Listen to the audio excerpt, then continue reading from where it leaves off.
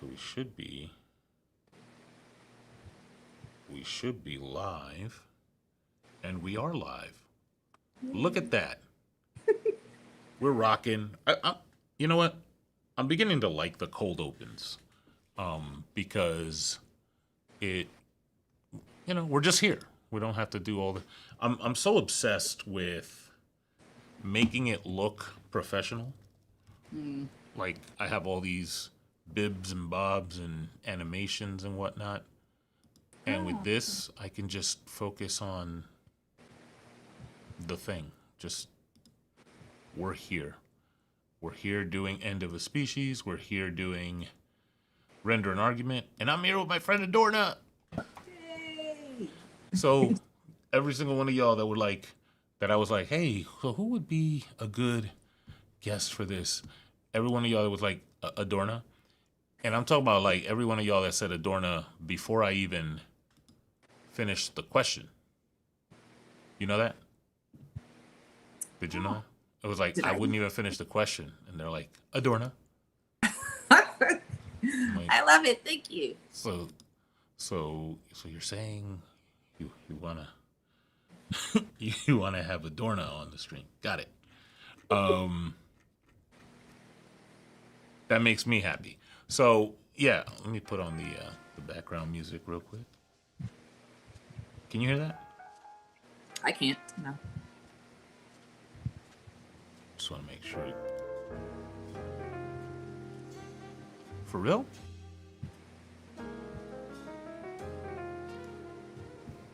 Let's see. One, two. Oh, you should be able to hear it. You don't hear music at all?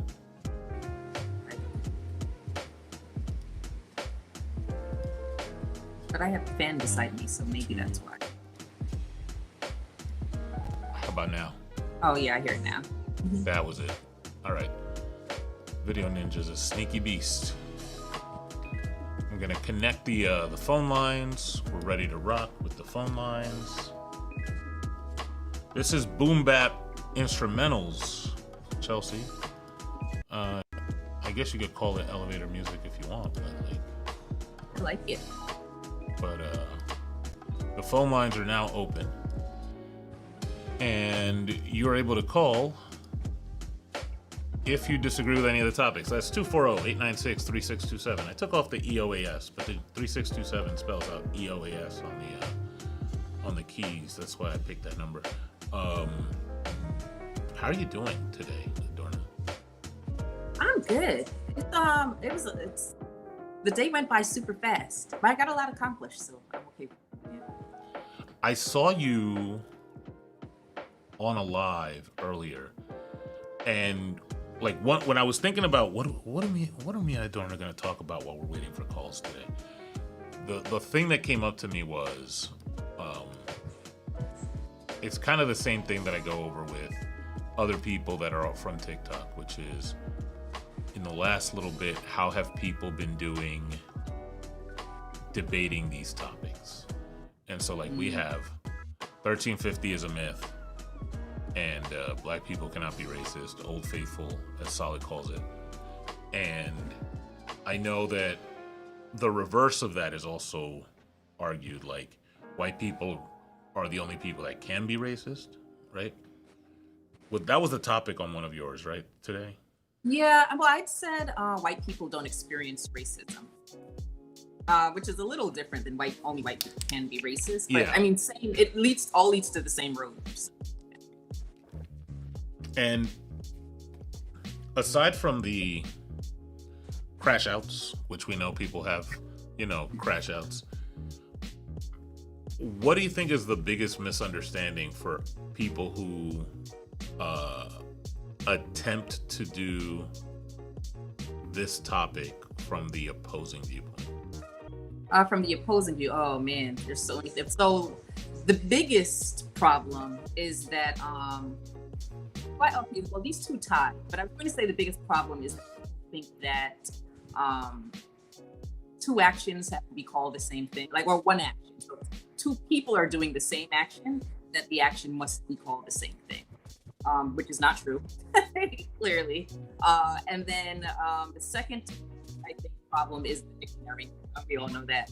Like people just thinking that because the dictionary says this, that must be what it means, when that's not how dictionaries work. So I think those probably are, and well, there's three main ones, and the fact that people don't know what race itself is. That's a huge issue. So those three things. The same action doesn't have to be called the same thing. Dictionaries and people don't know. So the dictionary one, I'm painfully aware of. Like I'm super used to it because, as you know, like when Solid runs this topic, Yeah. almost universally, the people that go in, first question right off the rip is, well, what's your definition of racism? And that's all they want to talk about. And if you show them that the dictionary doesn't work in other contexts to kind of get a better understanding of the thing, if you offer them other definitions that might have a better understanding from better sources, yeah, Tsunami, you heard it. So yeah, it does. But I'm trying to cut off all the echo canceling and all of that from it. But yeah, it doesn't matter. They find their pet definition, the one definition they like, they call it authoritative, and then they call it a day. So the issue that I happens when people Wait, one second. Your sound just cut out. yeah. Okay, you're back. Okay, cool. Yeah, I got a pop-up microphone access. But yeah, it's the same issue that people have, for example, when they do when they're like topics about trans people come up, is that people will say the definition is, they are reliant on the dictionary. The dictionary is the authority, but then they ignore all of the other definitions. If you actually do think the dictionary is the authority, why are you only using that one definition, right? When there are like 8 other definitions under what, that main definition, because they don't actually care about it. They just want something to back up the thing that they're saying. It doesn't matter if it's true or not. It doesn't matter if it's the dictionary or not. They clearly don't actually think the dictionary is the authority. Yeah. I only did this for a short while, and I had this conversation that I had about or this like line of reasoning about exculpatory evidence. And it was like basically saying that, like, if I'm accused of a crime and the prosecutor has additional information about what's going on, that they have a responsibility to say, hey, here's some evidence that proves you're not guilty, right? Yeah. And so once somebody agrees that that's the case, if they now have additional information about, like, say, racism, right? Mm-hmm. Where there's a context of like a historical thing where it started, there's a context of how it functions, what its intention is, et cetera, et cetera, et cetera, and you're not considering that, then you're no different than one of these prosecutors that pays a witness to leave the jurisdiction so they can get this black person in jail, right? Like it's the same. To me, it's the same thing. It's literally the same thing, and they understand that, because what I usually use is the definition of car in Merriam-Webster dictionary. It says a vehicle that rolls on wheels. That's it, right? Well, that's the first definition, very first definition, a vehicle that rolls on wheels. If we just left it at that definition, a plane would be a car, right? Because that's how it taxis down the runway. It's a vehicle on wheels. You understand that clearly you need more context, right? Same with racism, but for racism, all of a sudden, no context is needed. Yeah. And same thing for other like sociological concepts, like to vote, right? Yeah. Voting is, depending on the definition, something that you could probably do in your living room. But for it to do what it is that is expected from the process, it's more than just that. You know what I mean? Yeah. Moving on. Oh, wait. Is this not showing it vertical? Is it not? I'm trying to see if maybe it's me and I'm tripping. No, it is. Never mind. Yeah. If for anybody watching the stream on their phone, let me know if the chat is easier to watch or easier to manage, because Chelsea actually pointed this out last night. The fact that the chat with the other layout was a little more difficult to see, and so like that's why I adjusted this layout to bring up both the cameras to the top, and to get all the topic stuff smaller to give space to the chat. So hopefully that's easier to read. I'll be also working on dual streaming it, like so to get the landscape layout, but that'll be down the line. Right now I want to keep it this way. There's a myriad of reasons. But yeah, moving on to 1350. The other day, I was on a non-racism live. Yeah. And a person who was supposed to be talking about an LGBTQ type topic brought in a race topic and tried to do some 1350. And so in my head I was thinking, this isn't going to be fair. Like you're not prepared for this. And it was really bad, right? Like they literally did all the things. I think so. One of our topics today obviously is 1350 is a myth. And for anybody wondering, 1350 is the mistaken idea that black people, while being 13% of the population, 14 if you're really counting, but 13% of the population, commit 50% of the violent crime. And that's just not a thing, right? Any data point you look at doesn't bear out that conclusion unless you're just looking at the surface, in which case that's just irresponsible. And we've been talking about this topic for a long time. And typically my strategy, because I love data, I'm a data guy. My strategy is to just show that the person saying the thing, right,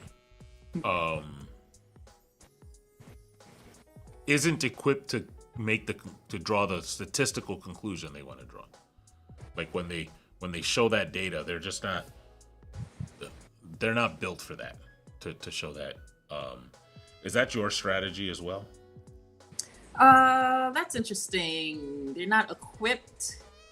It's my strategy is usually just showing that because of their already existent biases, they weren't willing to look any further. They didn't even care about any of the details. That if they were at work and their boss told them to, do some research on something, they didn't even do the baseline basics of research that they should do. They didn't try to understand the data that was being shown. They didn't even try to understand like what the table is about.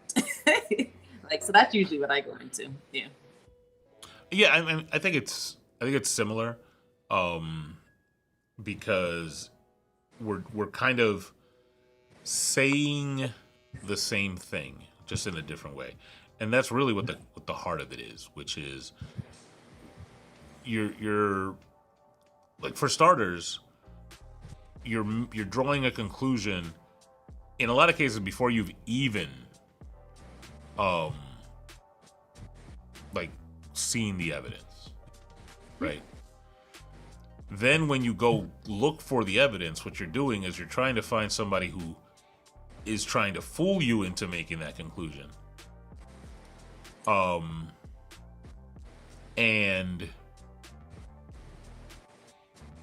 just assuming that the data they have is correct.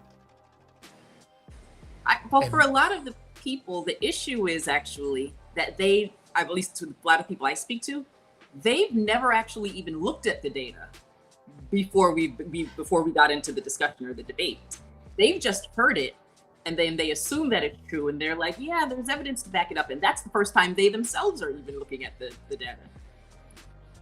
Which is crazy, because then they become, there's two attributes. They become super confident. They say things like, oh, so the statistics are racist now, ha ha ha, or you don't like the facts, ha ha ha. Like, they get this super like pedantic like edge of hubris. And then on top of that, they get this second layer of resistance to digging deeper into the information. Yeah, because what happens is, even when you've proven them wrong, they almost get upset that it isn't that Black people are super violent. They're like, what do you mean? Of course they are. Like, they get upset that you've shown that this horrible thing is not the case. It's so odd. Yeah. Yeah.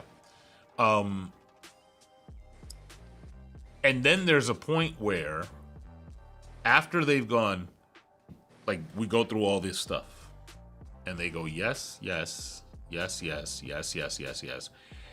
And then they get to a thing where they're realizing, they see the light at the end of the tunnel for where the argument is going. And they're like, I don't see why we're doing all this. It's very simple. Just look at the table, and it's this, and we don't have to go any further.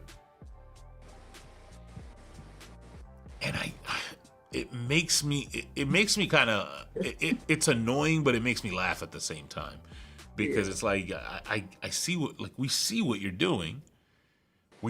At this point, everybody else sees what's going on.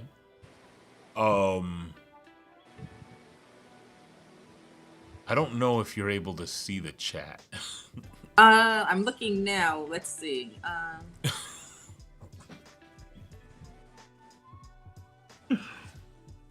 We got some Zamunda vibes in the chat. I see it. Anyway, up to you. But anyway, well, Jared said every race has racists. That's interesting, Jared. And untrue, at least from my perspective. Yeah, and one thing I'm going to say it again today, off the rip, right off the top. I'm not debating you in the chat. I got this wonderful phone number, right? That you can go ahead and say that you have, you can give us your name, your information, all that other stuff, right? Solid, by the way, if you got that call from me, that was by accident. And we can have a conversation about it. I'm not in any mood to entertain chat debates. Ooh, Ari. Ari in there. Oh, with the year. So yeah, if you disagree with any of these three, 1350 is a myth, Black people cannot be racist, or God does not exist, call up, prepare your argument. This is, like, just like it says on the video, this is render an argument. Oh, I forgot to say, if you're on TikTok and you hear my voice and you're saying all the things, go over to YouTube and look for the End of a Species channel, and that's where I'm at. I'm only going to keep this up for another like 5 minutes. And are people, do you know somebody requested on TikTok? Yeah. The only thing it says on the background is head to YouTube, render an argument, and somebody requested on TikTok. I mean, very strange. Bartek, I'd love to discuss it with you. If you call in, I can tell you why that's the case. I mean, you're saying in the comment section, Black people can't be racist, Black people are. Right? You said Black people can't be racist as a question, and then you said Black people. We'd love to discuss it with you. So call. Yeah, 240-896-3627. We'll have a conversation. Look, it's interesting because the Black people can't be racist topic, since you're rendering an argument, it almost, like, it will almost make us render a counter argument back. Most topics, when I make somebody render an argument, their argument fails right off the rip. Like, I could tell you 95 to 99% of God is real topics, right? Or God is real arguments fail at the initial argument. Like, I don't have to make an argument back. I'm just looking at unsubstantiated premises and leaps and inferences and all this other stuff. But when we look at black people can't be racist, there is some base assumption, right? Where, yeah, I am in Florida, but there is some base assumption where we now have to generate a stronger argument back with a stronger foundation. So this will be one of the easier ones if you call in, right? As opposed to the segue I was going to say with 1350 is that since people didn't see the data beforehand, that's also not the reason they believe that 1350 is real, right? They're giving us this, and that's why it's so sloppy, because they're cobbling together this argument now that they know that they can't just say, you gonna see boys in the hood? Like, they can't just say that, right? They have to give, now it's put up or shut up time. And so they have to give us an argument. But because it's not like, I've never seen this, they're not generating an argument from information that they've seen before. And that same thing kind of happens with religion. There are a lot of like armchair philosophers that have read zero about philosophy. And then they will generate some weird argument, right?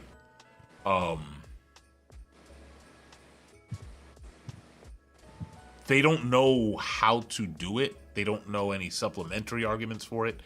They're giving you this cobbled together argument. And look, Adorna, you have background in your family of like being in the church. That's not why they believe. Like some ontological argument is not why they believe. You know? That's not it. Usually people are just, I think most people just believe information from things they've been told. And then for them, that is it. And then later when when they're having an actual discussion where they have to prove it, most people in real life aren't usually made to prove things. They just say things. Like off of social media, people are just, people have discussions, people nod. They're not like, let me whip out my phone and show you a source. So people hear things, they just assume that they're true based on the biases they already have. And then they continue. When they are talking to us, that's the first time they've ever had to actually see if the thing they believe is true. Yeah.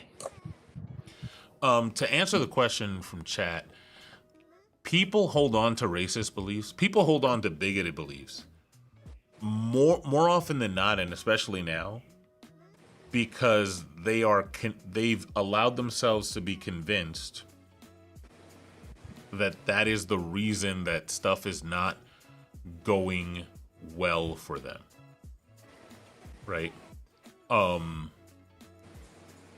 It's one thing to say there's this group of people that have access to resources more than I do, and those people are going to exploit me for my labor. Those people are going to move me around. Ain't no way. What? I'll tell you right after I say this, but you're not gonna believe it. You actually might believe this, but those people are gonna move me around. They're gonna take advantage, and in order for me to stop them from doing it, I have to join with other people and do this very scary revolution thing, right? Yeah. As opposed to, well, this other group is taking the jobs. This other group is ruining society. It's easy to punch down. It's harder to punch up. And that's why.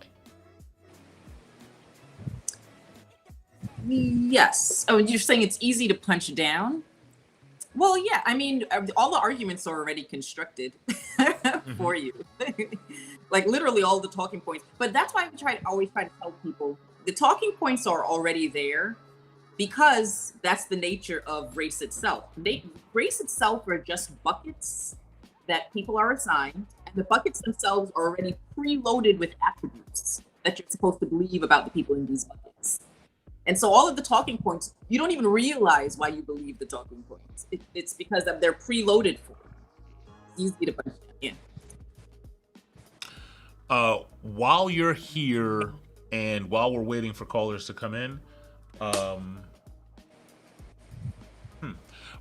yeah, while you're waiting for callers to come in, everybody who's here, don't forget to hit the like button.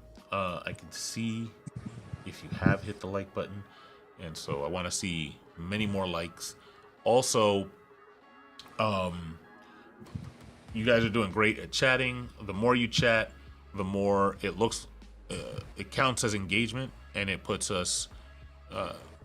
I still don't know what to call it. I'm just gonna call it shorts. It puts us in shorts. So, no pause. I know that sounds funny, but it puts us in that feed so that we have more people here, and the more people we have, obviously, the better chance we have of people calling in. If you're seeing somebody in the chat that is saying some weirdo stuff, that's fine. Yeah, go ahead. Say the weirdo stuff.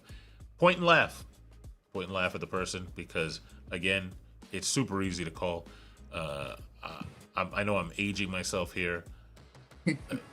You don't got to wait for nights and weekends. We've said it before on the channel. You don't have to wait for none of that. Also, yes, I do have I have a YouTube. It's my name, but there's only one video on it. I'm gonna start making more. That's the plan. But yeah, there's only one video on it. But follow it anyway for when I do start making videos. Yeah. I'm excited. I'm excited for, like, every time you and I talk and you're like, hey, I'm about to go live. I'm like, really? And I know life happens. So the same thing happens to me. Like, I was saying I was going to get away from TikTok and onto YouTube in the beginning of 2025. And it took me until like just a few months ago to like really push everything here. And even that's slow going. So, but I know I'm excited for when you start pushing content. Yeah, and I started making videos recently on TikTok. Usually I make videos like once every 6 months. And in the last couple of weeks, I made like 4. So yeah, I'm ramping up. Yeah.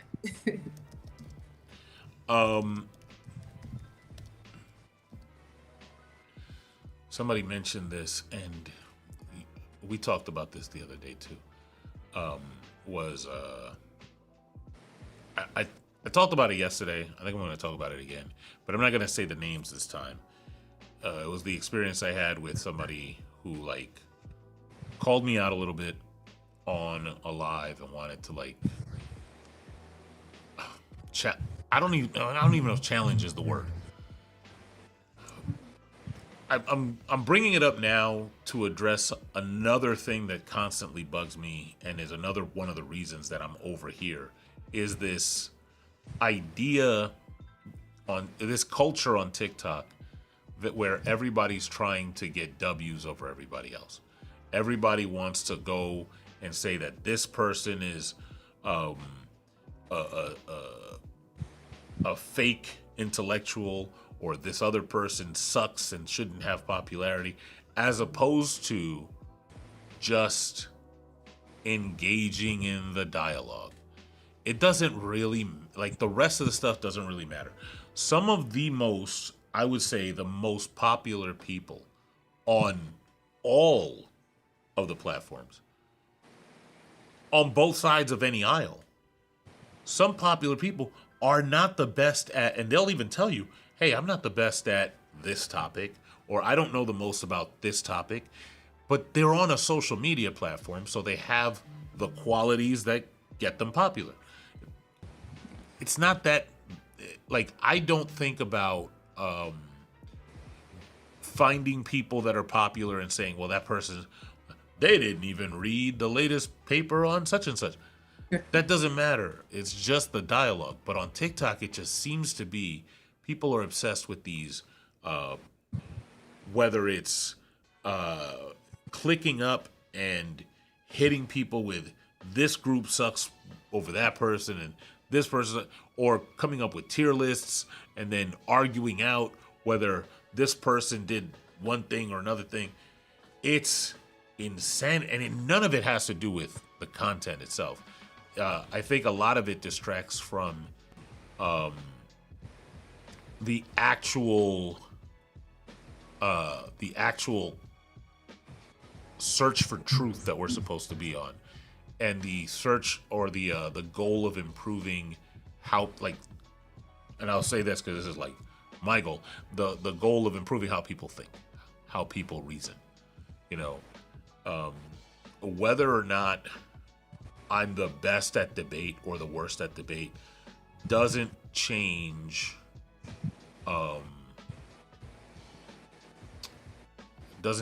anything about like what the truth is. You know what I mean? Yeah. I mean, I found for the most part that regardless of what side you're on, yeah, most people aren't actually. I was going to say most people aren't actually looking for the truth per se. I think most with all of these topics that you have on the board, most people haven't actually read anything about it. Even on our side, the truth is, a lot of people haven't actually read about the topics. But like you said, for most people, it's personality. It's also consistency. I mean, people, I think, feel as though if you're brave enough to be up there, like to start your own live, and you're brave enough to do it every day, then you gotta know something. Like, that's generally what it is. But I usually do it because I want most of the things, most people aren't going to search for information, especially studies and stuff. It's just very boring. And so my goal is just educating people. I just want people to know. And then you can make your own judgment.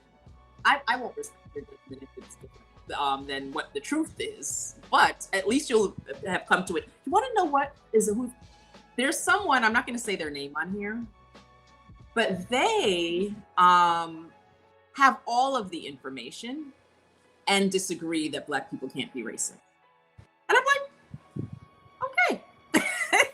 Like, at least you're informed and you've come to a different conclusion, which to me is way better than coming to the conclusion and have never done any research. Okay, so I'm trying to, at its core, I do agree that it's better. Better, yeah. But not good. But knowing what I know, right? Knowing what I know and understanding that this isn't like if somebody tells me, hey, I know all the arguments, I know all the counter arguments, I know all the apologetics and the academia, but I just feel in my heart and I still believe in God. Cool, do your thing. Yeah. But I don't think that there is a set expert in the field of, like, is there a God? There are fields that you can look at. There's like philosophy of religion. There's theology. There's the whatever denomination you have, and you find authoritative, and then you draw your conclusions from there. But when it comes to something like racism, there is there's a clear cut, like, sociologists, psychologists, anthropologists, historians. There's so many, like, and they all come to the same conclusion, right? So I'm hard pressed to say, like, well, I get what you're saying and I'm with it, but I'm hard pressed to be like, well, that makes sense. Well, the reason is, so in their particular case, they're making a distinction that 99.9% of the people who make the argument that Black people can be racist aren't making. They're making a semantic claim versus like a conceptual dependency claim. Like they're saying words can be used for anything. Therefore, I think the word can be used for this. Whereas I think that people who are actually discussing this in the way that we are speaking about the concept, as opposed to just saying, yeah, words can be used. Like I always use the example, I can say, I'm going to hop in my cow tomorrow and drive to work. And I won't be wrong. Right? You can say that, but that's not what we're discussing when we're having this discussion. So he's making that very clear distinction. And I realize he's doing that. I don't think most people are.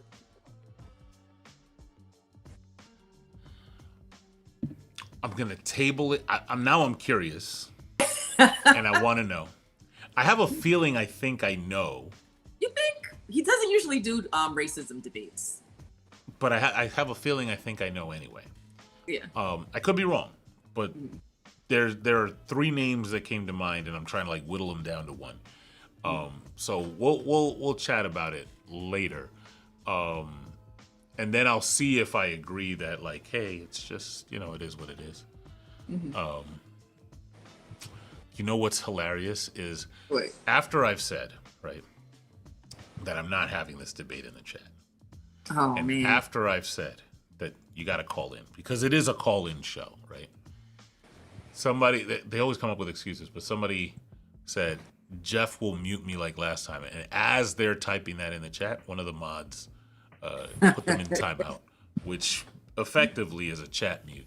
So that's hilarious. That's another thing I want to kind of address separately is like this other like culture of people thinking that we are Marty McFly. I say it's Marty McFly because if you remember Back to the Future, Marty McFly's biggest weakness was that if you called him, if he didn't want to do something and you called him a chicken, yeah. right, his face, like you would see Michael J. Fox's face change, and he now got to do it. And look, I'm doing a show. It is a call-in show. So like I've set the parameters. You've joined the show specifically to talk to people on the phone. So you've set the parameters, right? So somebody else comes in and goes, well, what about this in the chat? And we go, nah, just call in. It's cool. Yeah, I've seen a couple people in the comment section where I'm like, I want to respond to that. And I'm like, nope, not gonna do it.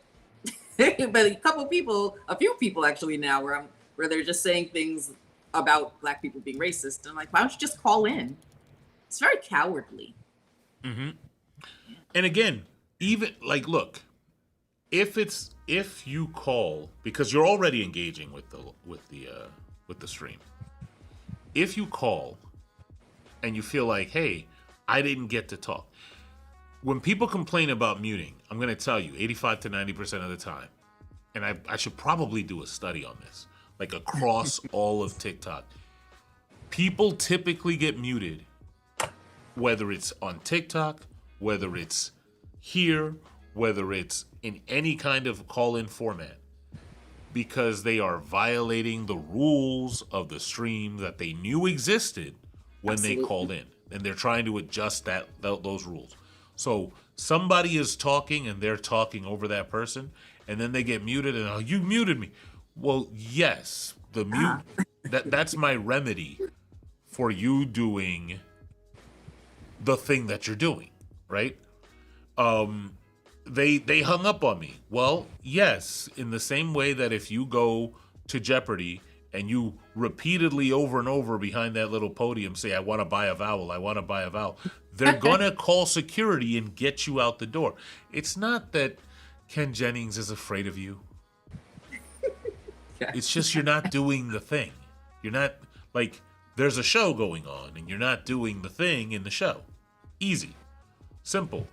And part of the show involves talking in front of a bunch of people. And the bunch of people have an interest in hearing something coherent, something cogent, right? So, like, for example, if you ask a question and somebody, like, just hops over and talks about something else, that sounds funny in the ear.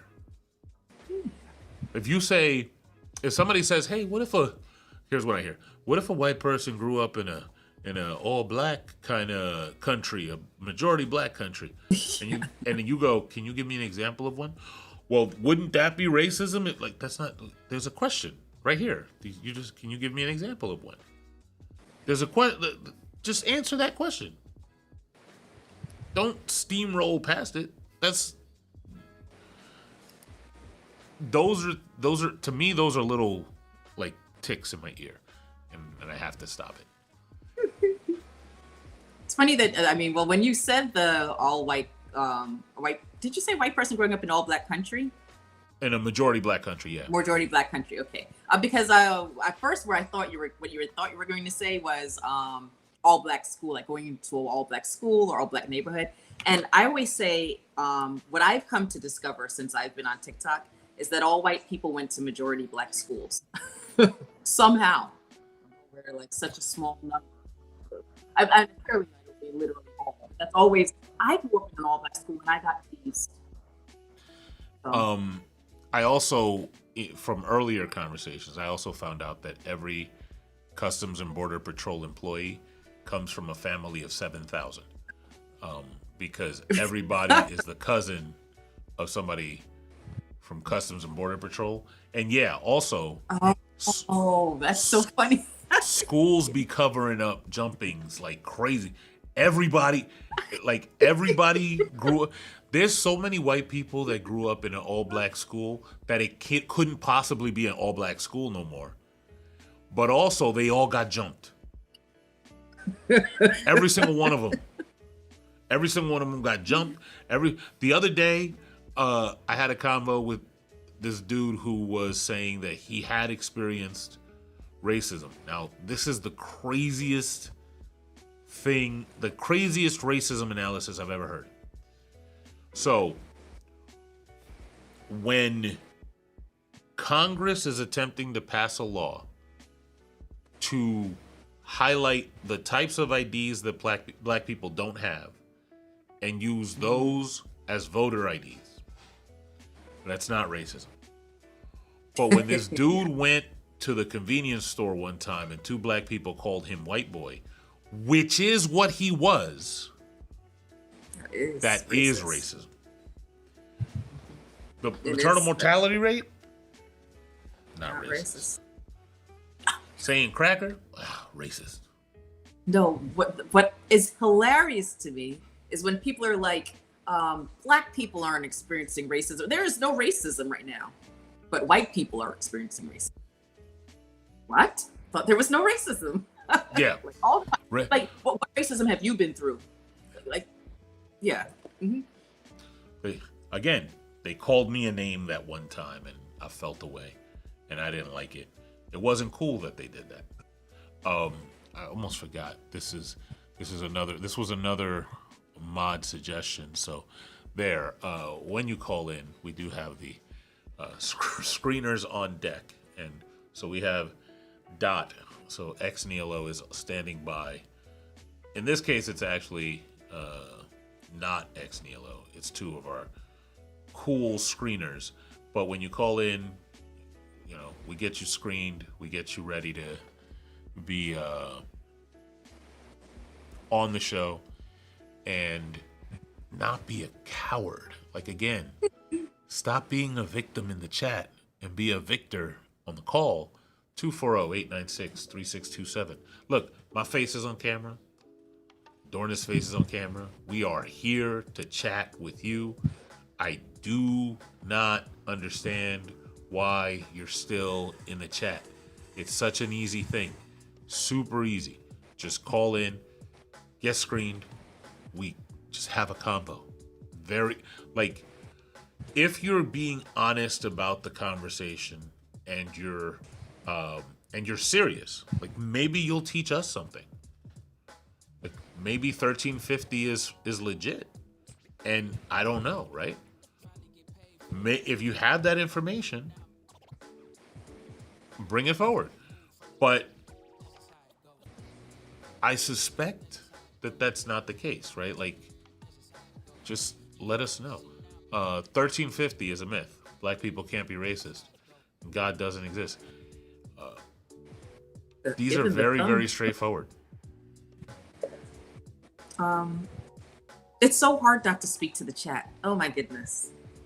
You know what? Look, I'm gonna do this just to demonstrate a thing. Dono, you can get your house appraised for more than mine. Now call in.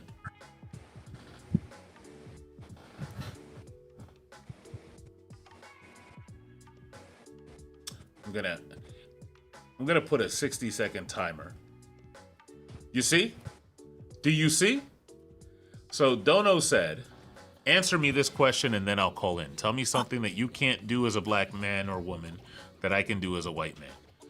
I went and I said that it's not my opinion, right? That's the opinion of it's the opinion of HUD, it's the opinion of the FHA, it's the opinion of Pew Research, it's the opinion of a whole bunch of people.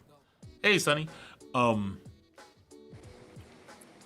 And then immediately the excuse.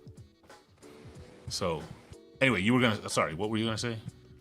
Oh, I mean, well, the one that's undeniably so is a walk down the street or just be somewhere in the United States without being legally racially profiled. That's another one. It's actually legal now, like that you can racially profile. So now you have two, Dono. So here's what you have. What you now have is I'm going to even give you the boomer tax just in case. Because I know sometimes it takes me a little while to dial a new number. You now have 60 seconds to call in, or you are getting yeeted. Yep. And when he's called a coward, he gets to the threats. Look, you're gonna get yeeted. I really don't care about none of this. You're either gonna call in or get yeeted. That's what's gonna happen. You're still a coward. Yeah, you're a dog chasing a car. I don't give a fuck about none of that. Go ahead and call in. And a liar. A coward and a liar. That is yeeks. Yeah, so the mods have spoken. You have been, in fact, yeeted. This is not, I'm not joking around here. Like, we're doing a show, right? If you said, hey, I'm going to be part of the content, that's what you said. You said it in front of a bunch of people. I have no problem taking the chat, which is going to be saved, posting it alongside a clip of this to where it says, hey, I'm going to do this. You were told the things, and then you just didn't do the thing. That's clear as day. So whether you say, hey, I'm going to do some other stuff, that has nothing to do with our conversation. But it goes to show, again, whoever this person is, it's like, what, a 6-character username. I'm not tripping over it, right? This is just, again, people who have an opinion and do not want to have that idea challenged. The projection is breathless. The fact that you're here, I'm here, waiting for someone to come in and give us an argument. Like, if we're being dishonest, that will come out in the conversation. That will be clear as day, right? So we're here saying, hey, examine our beliefs, examine our view. Let's have a conversation about it. And then the person who doesn't want to have the conversation is like, well, you guys are just entrenched in breathless projection. And it's so interesting to me. If we were the ones, like, we're being totally dishonest, we can't back up our argument. We're just up here to say things. We're literally on camera. You're like on an anonymous account. It would seem to me more like you're probably the one that's dishonest. You don't even want to show your face and say the things that you're saying.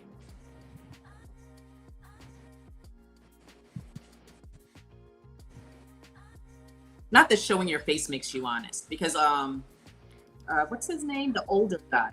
he has like 1 million followers. And he shows his face all the time. And says things that are just like blatantly untrue. So, guess that's not the meter. I mean, yeah, but so here's the thing. Even like I don't think that me showing my face makes me honest. I think me showing my face means I'm serious about my content. I'm willing to put my my face behind it, right? I could just be serious about being dishonest, right? Like I think you're talking about older millennial, right? Yes. Yeah, Okay. that's right. That's his name. Mm-hmm. He doesn't mind being like a laughing stock. But why? Why would anyone want to be the laughing stock? I don't get it. I've always wondered why he does what he does. I don't understand it. There's a demand for it. Even when you know you're going to be proven wrong, like I don't want to be proven wrong. I mean, if I am, I try very hard to have accurate information so that that doesn't happen. But it's like your brand is to be proven wrong. I don't get it. Yeah. It's no, the brand isn't to be proven wrong. The brand is to speak to the people who want to hear what you have to say.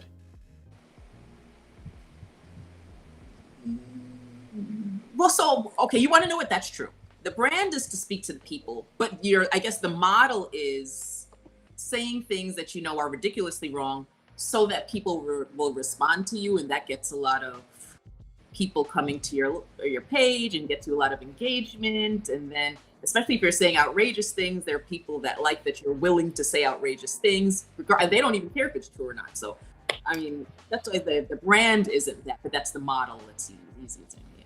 So well, think about somebody who at the time, like I'm not just gonna say like that person, but a lot of the people that we know, that when they get to that point, they say things like, think about the expression chimping out. Yeah. In a conversation about racism, using that expression, like, well, duh, like that's it, right? Game over. They're saying it because there's an audience that goes, ha, you told them. You put them in their place. You said the thing. Now, one of the reasons that for me, for Super Solid, for you, for Sean, for like the group of us that do this, that have this reaction of stone face, like you just said something and we'll just repeat the question. Like, yeah, that didn't answer the question. I don't know why you're crashing out. Can you get back to the content, please? That part drives them nuts because for them the bonus would be, you just said this, blah blah blah. But in the type of product, and look, I'm not saying that our approach is better, right? It's just that wall that we built because we're the brand, like we're a different brand that all I care about is premise one, right? That's it. The only thing I care about is where's the argument at.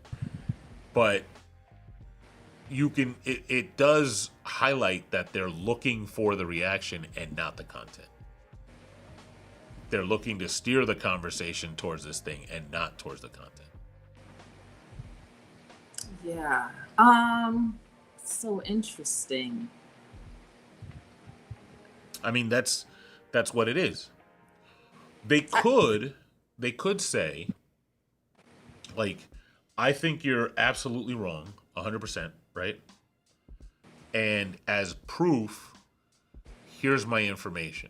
And then if I mute you, you're like, well, I had the information. Yeah, right? Mm-hmm. 90% of my conversation was content. But think about what does happen is, here, I think this, and you're like, can you give me any proof of that? Can you give me evidence? And there's an hour's worth of why I can't show you the evidence until you run out of patience and start to get rid of it. I was just about to show them the evidence. No, what happened the other day, you were live. I was watching you live. It was yesterday morning. I think it was yesterday morning. And the person is consistently over talking, like refusing to wait their turn. And then they're like, why are you muting me? Why are you muting? What? Because you're speaking when I'm speaking. It's so odd. Such odd behavior. Mm-hmm.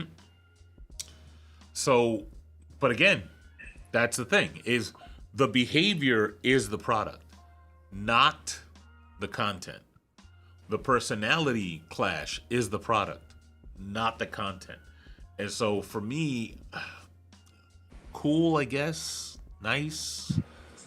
I don't really care about, like, you know what I mean? Like, I don't, that's not something that moves me. I got a text message where, and I meant to ask you this earlier, but we got on like a whole bunch of stuff, and then I got distracted by the chat. But this kind of goes along the same vein. Do you think racism for you plays out differently online than out in the world in your day to day? Oh, definitely. You mean plays out for me in terms of how I react to it, or plays out in terms of how it happens?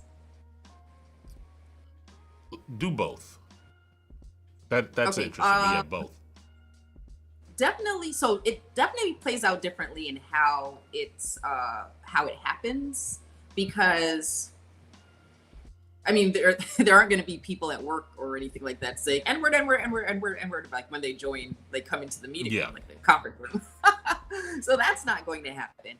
And so it's in real life, it plays out more so in ways that are very deniable, right? Like if you were to bring it up, the person could easily say, "Don't be silly. That's not what I meant." Right? Things like that happen where you're like, "No, that was definitely because I'm black." But there's not something. But it's often you often have to not react or be so careful in the way that you react or tiptoe around it, because it's like plausible deniability kind of thing. So that's definitely online. It's more so direct, obviously, because of the anonymity. Whereas in real life, they're definitely doing the racisms. They're doing the racism that just, at least most of the times that I've been impacted by racism has been at work, like corporate environments. In my personal life, everybody knows black. So not in that case, but at work, people are going to be more subtle. And on top of that, it's hard to determine if they're microaggressions, because okay, so with microaggressions, generally how microaggressions play out is that people are saying things or doing things that are racist, but they don't realize it. Like it's like they really don't realize that they are. And I don't know, a lot of the times when I think the things happen at work, I feel like they know. I feel like they know. Well, I'm just gonna give you one example, real quick. At work, this is a long time ago. I worked at Ernst & Young for a while, right? And I was in a meeting, only black person. There was only one other woman in the room. She was also white. There was a group of white men, one white woman, and me. So they started talking about Seal. I'm old. So if you don't know who Seal is, he used to be married to Heidi Bloom. Anyway, point is, he has a lot of markings on his face. I believe they're from lupus. But the point is, they started talking about it. They were saying, I wonder how he got the markings on his face. I think he was in a gang. And then they started throwing up gang signs. I was like, what? And then I sat there. I mean, it was earlier in my career too. But I was like, wow, do they see me? I'm sitting right here, guys. What? It was wild. And then if I'd said something, they would have said, we're just joking, just jokes. That's what would have, they know that's racist. What gang? Like the Joker gang? Like the gang? Like what gang is just gonna? People, but again, it's probably somebody said the thing, and then somebody throws out that lob like, "Hey, we want to say it, so here's a plausible place that we think, at least that we think is plausible, where we could say it." I just opened up. I don't like doing this, but because somebody came up with like a 47th excuse, I now pinned to the chat a link that you can use to call in. So that will be the callinstudio.com/show/end of species. You can use that link if you are like out of off the continent, right? And now you have less of an excuse to not call. Like, I'm giving every open door for you to be able to connect with us and tell us your view. Otherwise, again, it's very clear why you're not calling it. Very, very clear. In YouTube, can you at people in the chat? Mhm. Or you can't do that? Yeah. You can? Or how do you do that? Because I don't see like a reply button or anything like that. How do you do that? No, like, I don't know that it does it on like iPad or mobile, but if you're on the website and you type at with the start of their name, okay. yeah, you type at and the start of their name and it'll link to them. I never use YouTube, or at least you want to know what I use YouTube. I watch stuff on YouTube. I never type in the chat. Like first of all, I never watch YouTube lives. This is also new. Yeah. I mean, to go back to the thing that you said, if a white dude had like, say, a scar on their cheek or some sort of like something that looked like a burn, and the first thing that came to my mind was, like, hey, were you in a gang? I'm sure there would be an objection. Like, immediately there would be an objection. 100%. And so, why, like, that's another clear indicator that, oh, it's just natural. Well, are you in a gang? It's just natural to say that for black people. And the issue is, like I said, if you reply to it in any way, you're being sensitive. It's just a joke, or you're aggressive. There's almost no way, unless you're just willing to, I don't know, just get written up, or I mean, it's impossible for black people, well, not impossible, it's hard for black people, especially in corporate environments, to respond to those types of things. Yeah, just because they pretend like it's not the case. And anything that you say to address it is going to come off as you being the problem. In my younger days, when I was a lot more militant about I used that to stuff, sport a shag.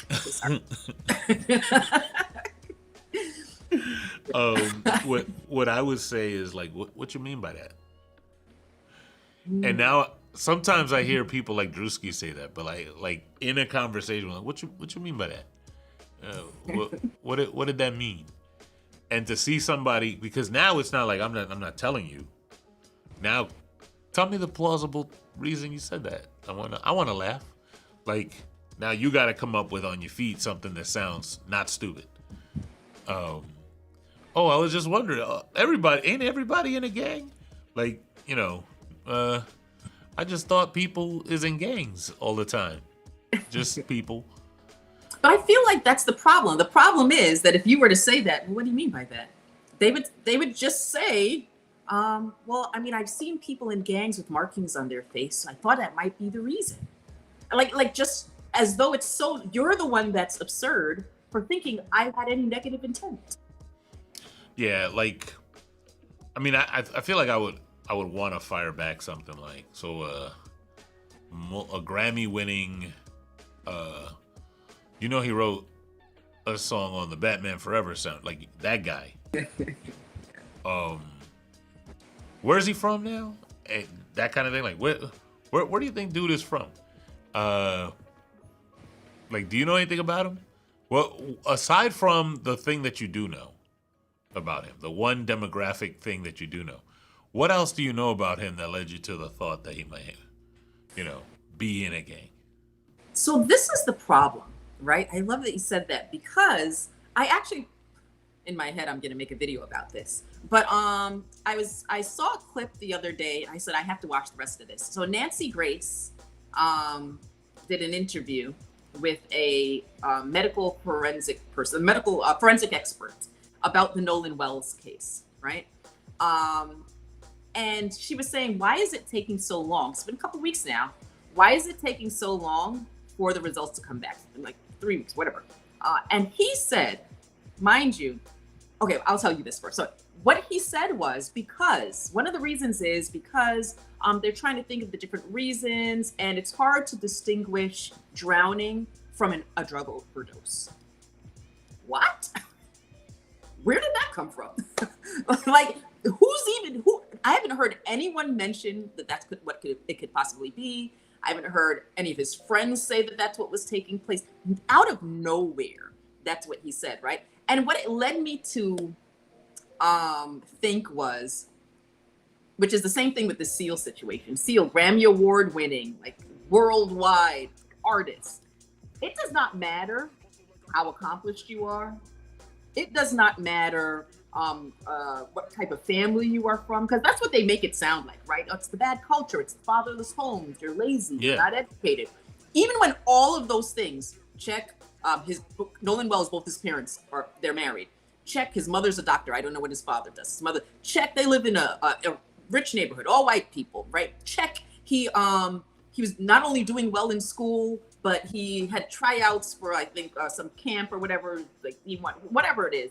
All of the right things, and still, that's one of the things that's going to, that comes out as a, perhaps be a jerk, But same thing with Seal. All of these accomplishments, and it's still like he still gets reduced to the stereotype.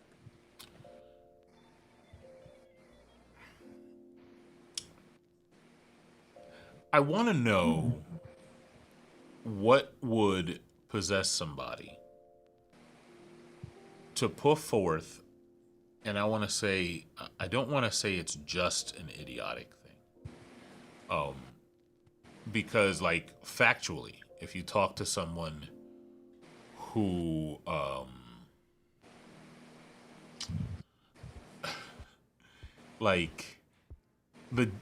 the term differential diagnosis is a thing that doctors use. I don't 100% know what it means.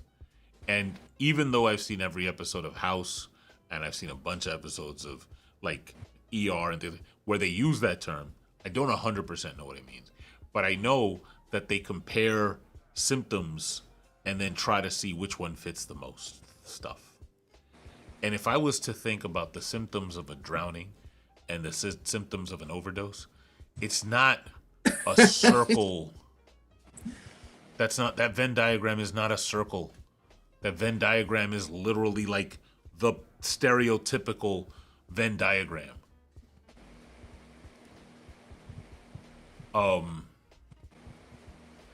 But we do have a caller. We're bringing up to the show Mike, age 57. We'll see how this goes given the notes, but they want to talk about black people can't be racist. And so I'm bringing you on the line now. Let me bring you here. Mike, you should be able to hear my voice. Can you hear me? Yeah, I can hear you. Dope. All right. I'm Jeff, and you're talking to Jeff and Adorna. And let's start off. I have you as Mike, age 57. And what are your pronouns? Like she was asking me him. Him is a pronoun. I'll take that. So we'll go with he, him. I'm just going to flip over your name on the screen. So we got Mike, 57. He, him wants to talk about black people cannot be racist. And I'm assuming that you have an argument ready for us. Well, I just stumbled across you on YouTube. I was just surprised by what I saw, but then I listened to you guys for a little while, and you seem like very, very nice people. But I was just surprised that somebody would think that, I guess no matter what the race is, but especially I guess with the blacks can't be racist. Adorna, you want to go first, or you want me to? Sure. Yeah. What is your understanding of what race is, Mike? Well, are you there? I'm here. Oh, okay. Yeah. what's your understanding? What do you think race itself is? Well, I would suspect that somebody's, against somebody else due to their color, background, religion, things along that lines. No, I'm asking about race, not racism. What do you think race is? Like, isn't what's your race? Yeah. Whether like you're Like a what do you black think? American, a white American, a Hispanic American, that type of thing. Yeah. What do you think race Yeah. is? Like, what's the definition? Where did it come from? Like, what's your understanding of race? I'm not 100% sure where it came from, but I believe there's a lot of racism amongst different cultures against each other, which I think, of course, is horrible. Yeah.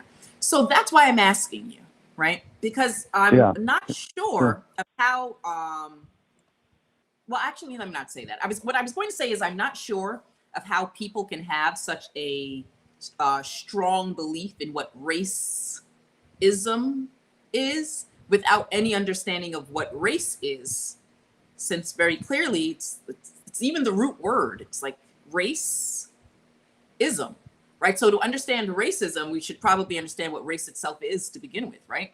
So the problem is, Sure. I'm gonna actually, if you're okay, I'm going to take this outside of racism for a second. I'm going to draw a parallel Sure. so you understand what I'm about to say.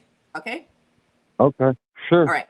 So generally, when people are, when we're looking at descriptors of things, generally people don't make the descriptor first and then find something to apply it to. Usually something's happening and then we give that thing a descriptor. So the analogy that I'm going to use is misogyny, right? So men were exploiting and oppressing women, right? For their own benefit. Get in the kitchen and make me a sandwich. I get access to your body. All of these things, right? And the whole point was for men to be doing the exploiting and the oppressing, right? They weren't like, hey, ladies, let's exploit and oppress each other, right? The whole point was for them to be doing the thing, and then we called that misogyny, right? Same thing here. Okay. Race in itself, race, were categorizations that were developed by white people, right? To outline a hierarchy and for the purpose of exploiting and oppressing non-white people. They were like, hey, we're the best. We're at the top of this hierarchy. We're going to exploit and oppress these people. And racism is the carrying out of that. In the same way that misogyny is the carrying out of patriarchy, racism is the carrying out of race, right? And in the same way Okay. that I men were like, understand what hey, you're saying. ladies, let's exploit and oppress each other, white people also weren't like, hey, non-white people, it's all exploit and oppress. The whole point was for white people to be doing the thing in the same way that the point was for men to be doing the thing. You can go ahead. Well, I'm listening. Yeah. And so when we're saying that black people can't be racist, we're not saying black people can't be hateful. We're not saying black people can't be discriminatory. You're not saying black people can't be bigoted.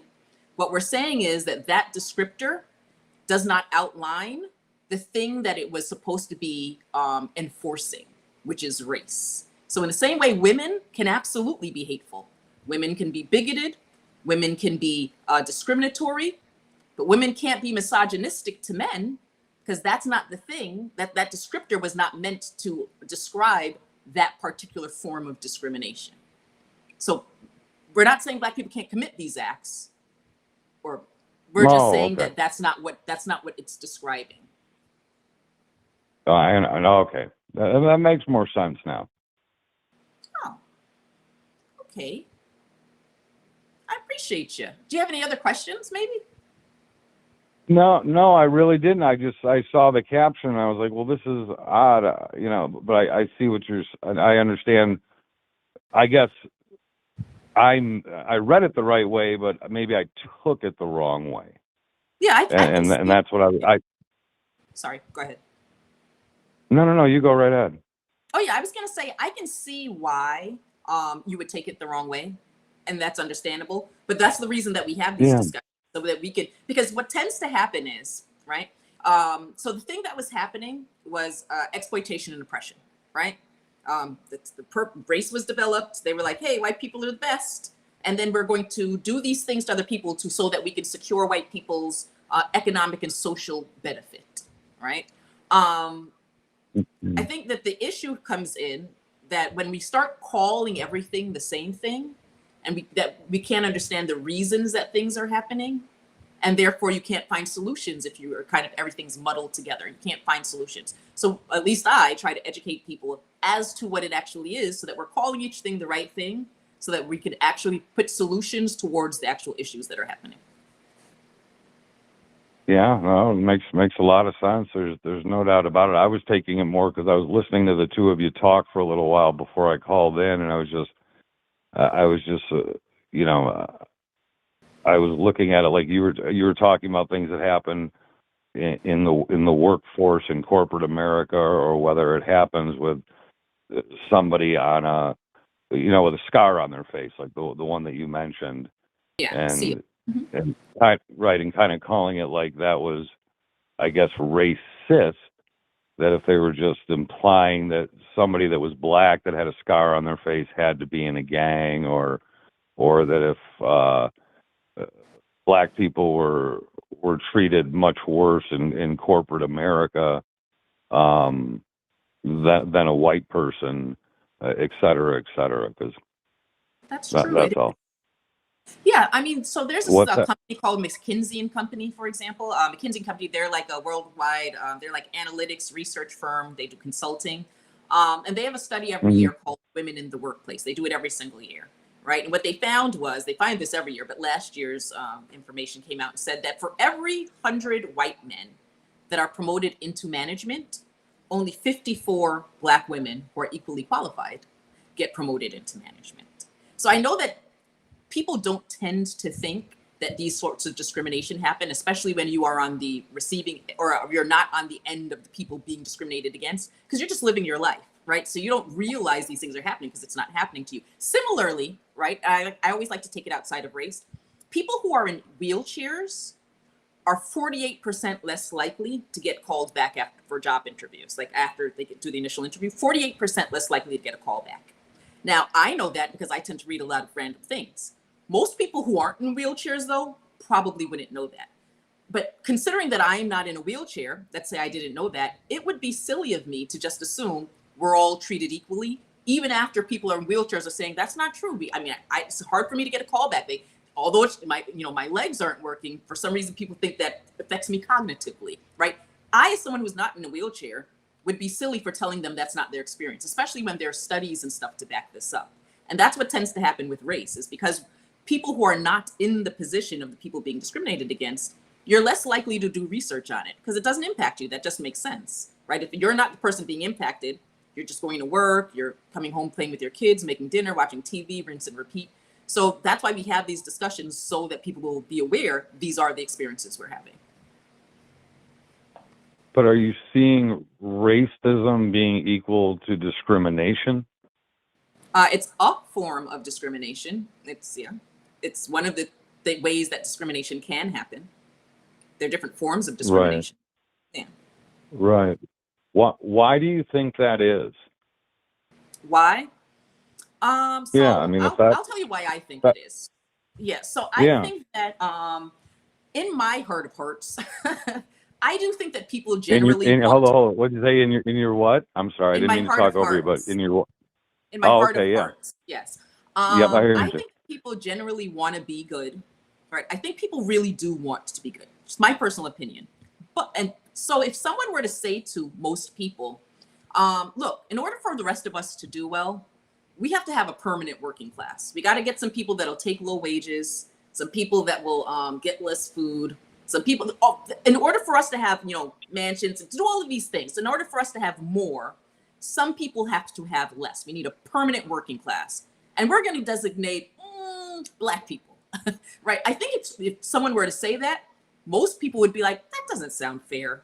I don't think that's right. I don't think we should do that. However, if instead you were to say, black people are lazy, they lack education, their culture is bad, they have fatherless homes, and that's the reason they just happen to be in this particular position, then people would be like, okay, well, that makes sense. Now you don't have people fighting against it because it's like they're doing it to themselves. right? Whereas the other way around, if you just said, hey, we're going to take the same people that we took and made them work for free. Now we're going to do all of these things where we're still having them, in some cases, work for free, or we're going to pay them less, or we're going to, not give them as much access.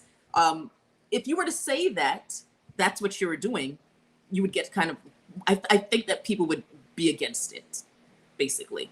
And so in order to make people not against it, you just have to give them reasons to believe that these people are in this position of their own making, right? And that's the reason that we have all of these stereotypes and all of these things that just keep people believing these things about particular groups and why they're the position they're in. That's my opinion. Yeah, no, I respect your opinion. Yeah, it's hard to, I guess with myself, it's the whole black thing, and you can probably tell I'm a white guy, right? But it's very different because most of my black friends are very, very successful. I mean, they're unbelievably successful. Yeah. So the problem is this. There's a little saying I came up with, and it's that the existence of success does not equal the absence of oppression, right? So there being successful Black people doesn't mean that there isn't oppression, and I'm going to prove that to you.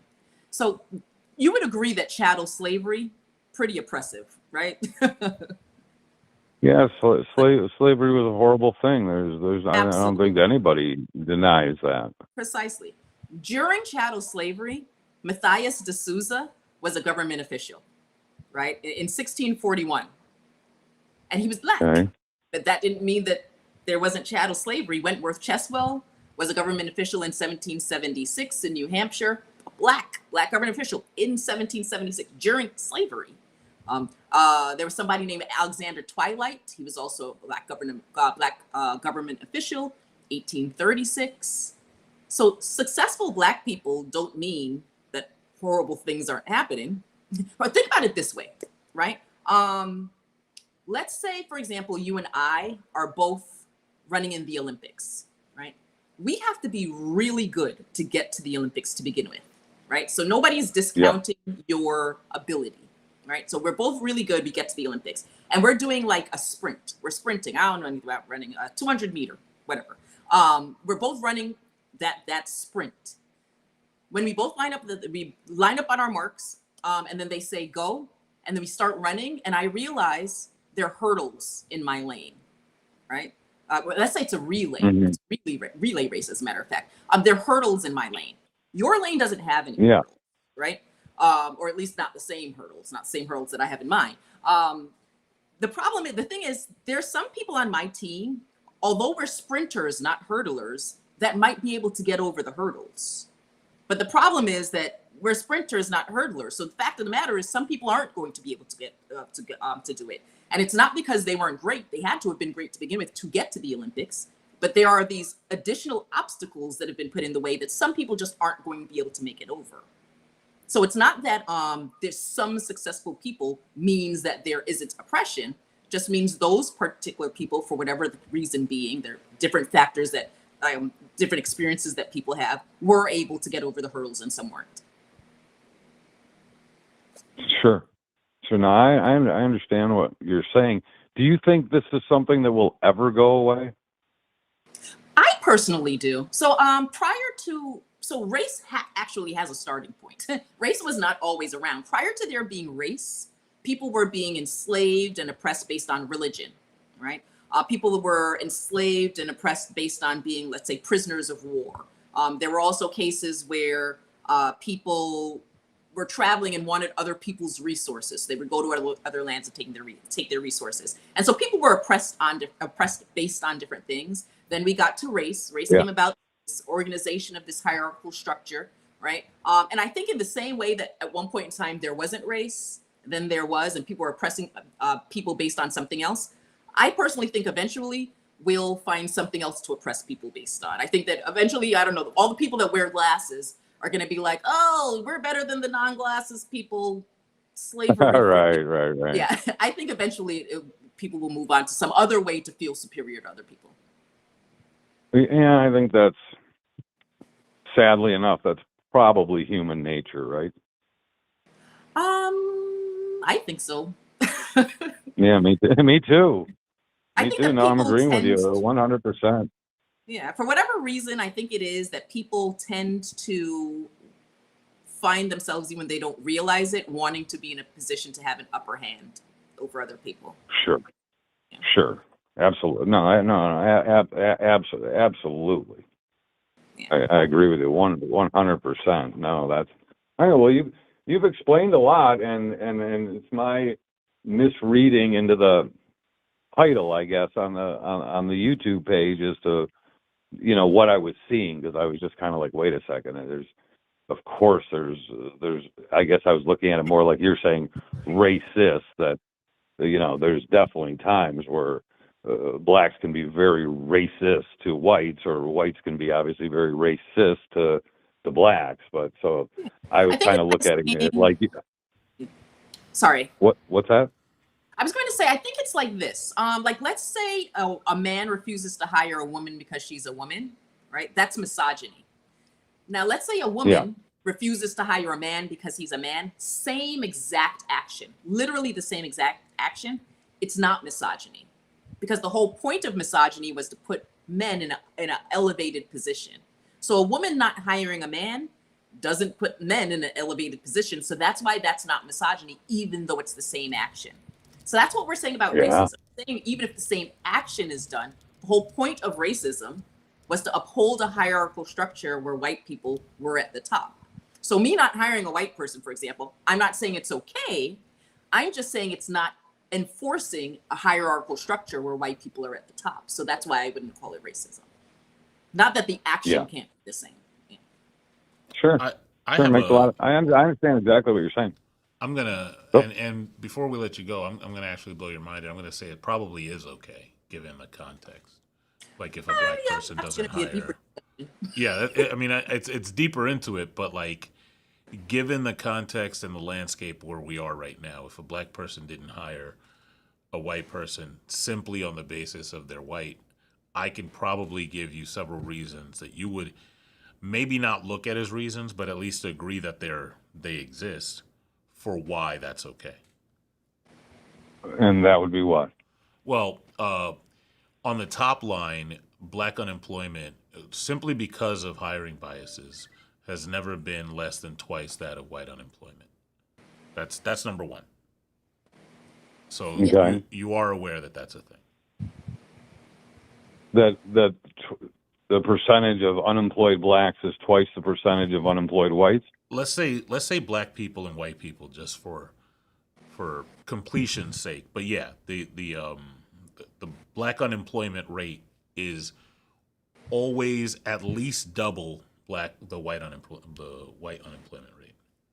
Yale has a Okay. study that shows that a white person with a criminal record is more likely to get hired than a black person without a criminal record. And so if white people are more likely to be hired, I think what Jeff is saying is that if I were to, let's say I have a company and I'm like, well, I know black people are discriminated against when it comes to hiring, and so I want to try to hire some black people. A white person Right. might think, well, that's unfair because that's discriminatory. But I don't think it's discriminatory at all. I think about it this way. Let's say you and I are both supposed to get $100, right? We're both supposed to get $100. You Yeah. get $150 and I get $0. If someone gives me $30 and they don't give you any money, you're not being discriminated against. Not only have you already received your 100, you've actually gotten extra. So someone giving me Yeah. something and not giving you something is not them discriminating against you. I think that's what tends to happen. But I think most people just see it as, in order for things to be equal, if you get something, I have to get something too, right? Or when really, if you're just looking at how disproportionate things are, it's just evening the playing field, really. And then the Yeah. second thing is, there are countless examples of times where black people have come together to do some what I would call black capitalism, which I'm not a fan of. I like that's a separate conversation. But when the black capitalism does happen, right? Do you know what typically the reaction from greater society is? I don't.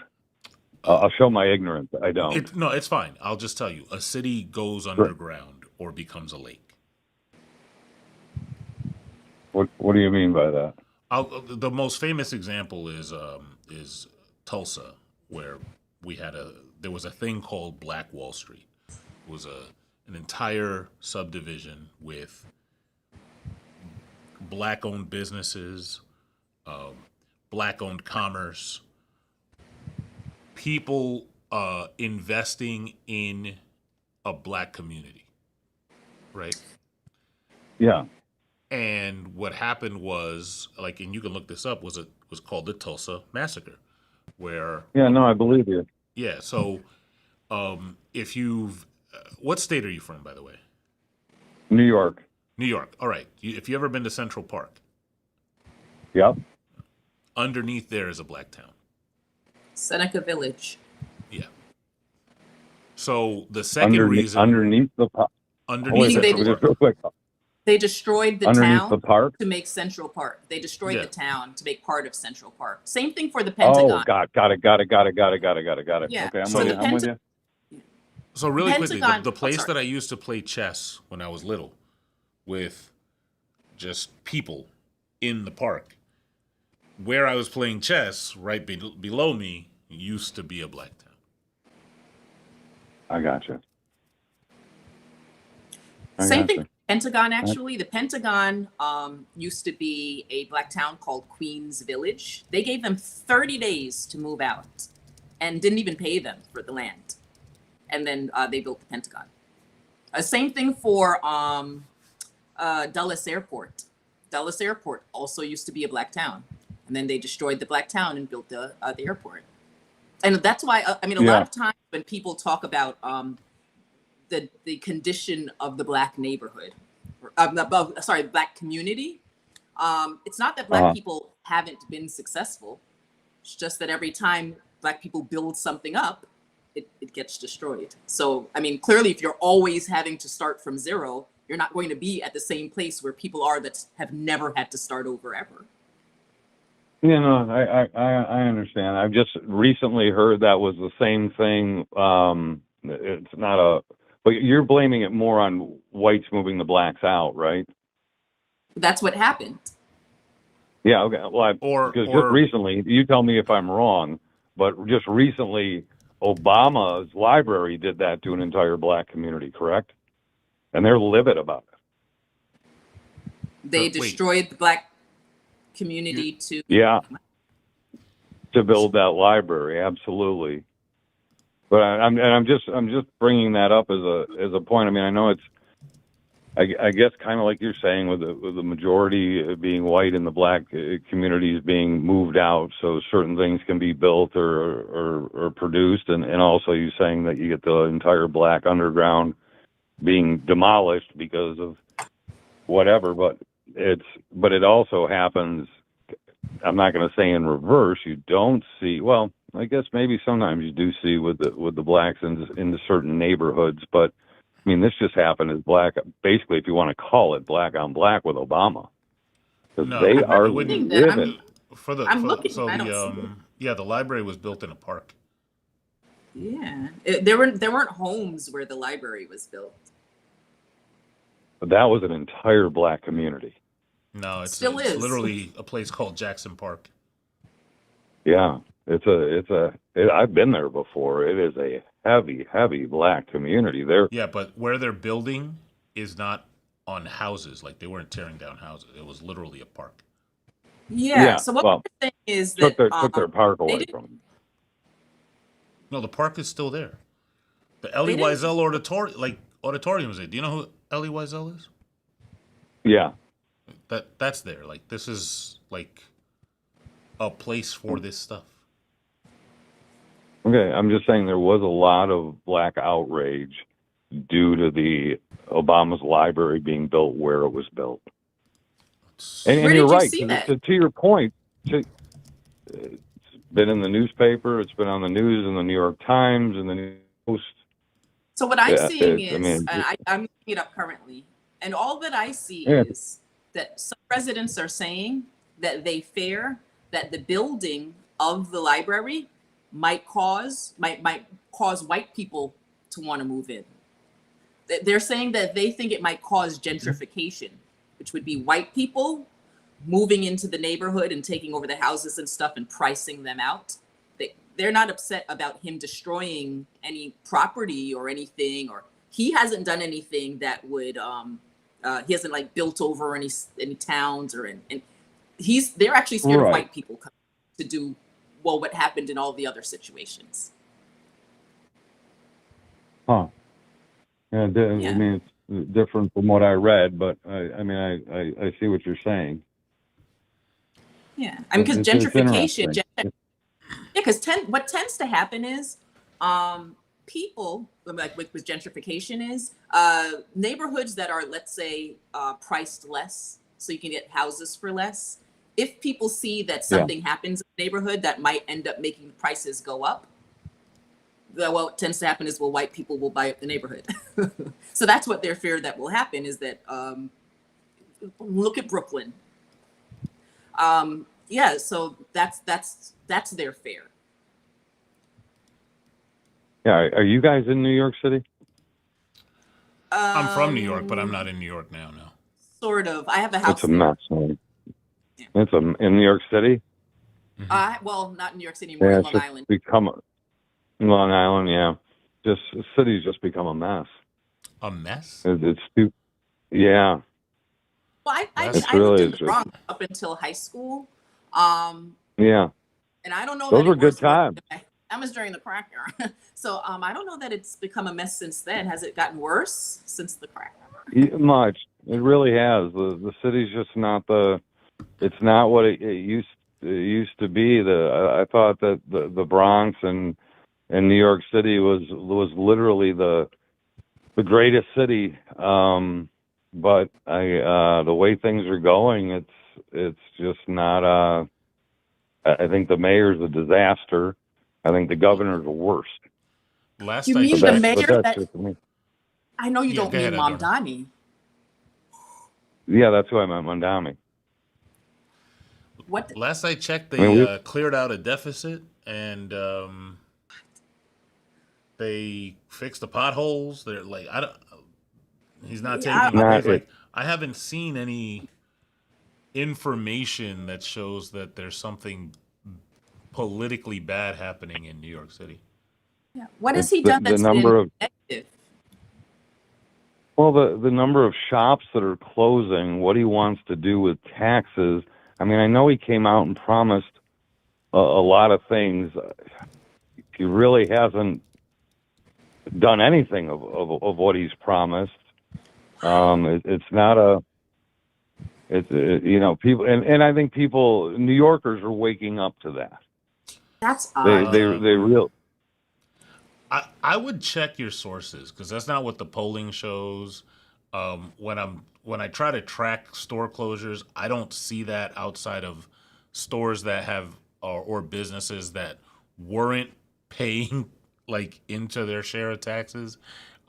Most of the stuff that I've seen closed are people who have had, like, say, either summer or winter homes that are largely vacant for most of the year, and they are avoiding paying taxes by that way. So, like, yeah, I'm not like, I would look for like official sources on that as opposed to anything in one specific news thing. For example, like a couple of the things that you've said, when I go to search for it, and we got browsers here, the source usually leads back to Facebook, and that's pretty alarming. No, I just see it as what I see on it. I'm giving you the kind of the boots on the ground. No, I mean, look, I have family in New York, right? I go to New York every now and again. Boots on the ground is not going to sway me. I look at information. Okay. Right? Like the neighborhood that I'm from looks the same as it did when I was a little kid, and I'm 46, right? So like, when I see a budget that has been balanced, and when I see workers getting paid additional money to fix the things that weren't fixed previously, I'm gonna look at that and say something's going right. You know what I mean? Okay. Yeah. Yeah. It's an opinion. I just, as boots But on we the ground, I'm telling you, it's not. It's just not. There's so many mom and pop stores that are Yeah, but closing down. that's Obvious. just not the case.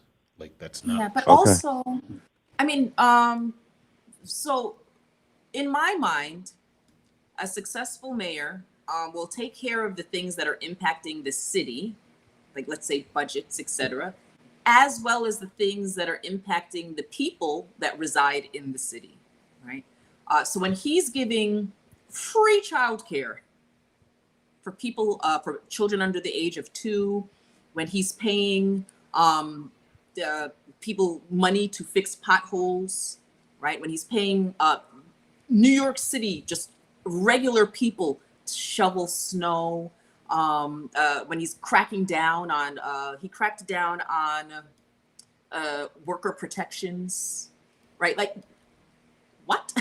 Those were I would actually love to hear what he hasn't done that has been positive. I, Because that's what I was just going to say. That those were his promises that have not come true.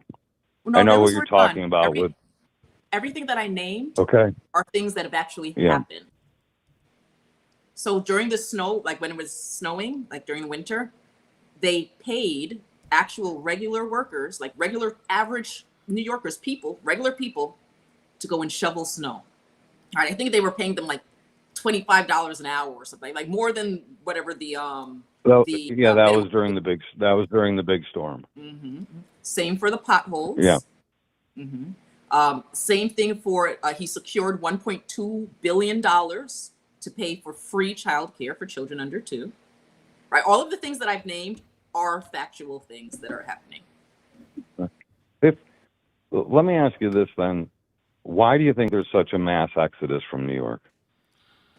What's the mass exodus from New York? Yeah, I mean, why do you think you have so many people moving out of the state? Why, especially the wealthy, right? But why? It Why do you it's think that is, and why do you it's think the not governor? it's not happening. It's not, but Hochul's begging them to come back, but it's not happening. The So population Hochul's of delusional. the population of New York City has been between 8 and 8.5 million since I've been 5 years old. The population of New York City is still around 8 to 8.5 million. The thing you're talking about is not happening. Like if Okay. 10,000 people move out of New York, that is a rounding error. The GDP of New York could not be like cratering from people moving out because the budget is balanced. That's not Well, even an opinion. That's just counting. okay, but why are they begging them? Why are they begging the high dollar then to come back? Because they've lost so much in tax revenue from the people they've basically Can you sent on explain to exit. me how the budget is balanced if they're losing tax revenue? I don't know, but I know that just since January 1st, they're down $14 billion in tax revenue And yet the because budget and yet the budget is balanced. it's Like hard for me to believe. there's not a no. This isn't look. This is not. When I say this is what's happening, this is not an opinion. This is just like this is like I'm saying to you, 2+2 is 4, and you're like, you sure about that? Like, it's just how No, math works. no, don't come on. You're better than that, but No. it, Listen. Is there a deficit in New York? Yes or no? without a doubt. Okay. What is your source for that deficit? Let's pull up the New York City budget. Pull up the New York City budget and realize that they are now missing $14 billion, which is you can, however your source is there, Google it or whatever. New York has lost by their supposed. That wasn't my question. My question No, I know. is New York State running a deficit or a Well, without a surplus? doubt. New York State's in so much trouble, it's ridiculous. I'm just going to ask the question again. Is New York State, Yeah. when I look at their stuff, are they running a deficit or a Yeah, surplus? a deficit. Okay, when I look at their budget, they have a $3.5 billion surplus. Well, see, is odd, right? 3.5 billion in the surplus is what we see in the stats, but Not they're in the also putting stats, in there that, in the well, you're looking at budget. the statistics. No, Yeah. I'm looking at Okay. the budget. Okay. Well, they've lost $14 billion in tax paying dollars. Where perhaps- can I see that though? Where Yeah, I do was just see about that? to ask that. Perhaps you could tell us where you saw that, because I'm looking and I don't see that, and neither does Jeff. So perhaps we're looking in the wrong place. Could you let us know where it is that you might have seen that? Yeah. Just one sec. Hang on a second. Okay.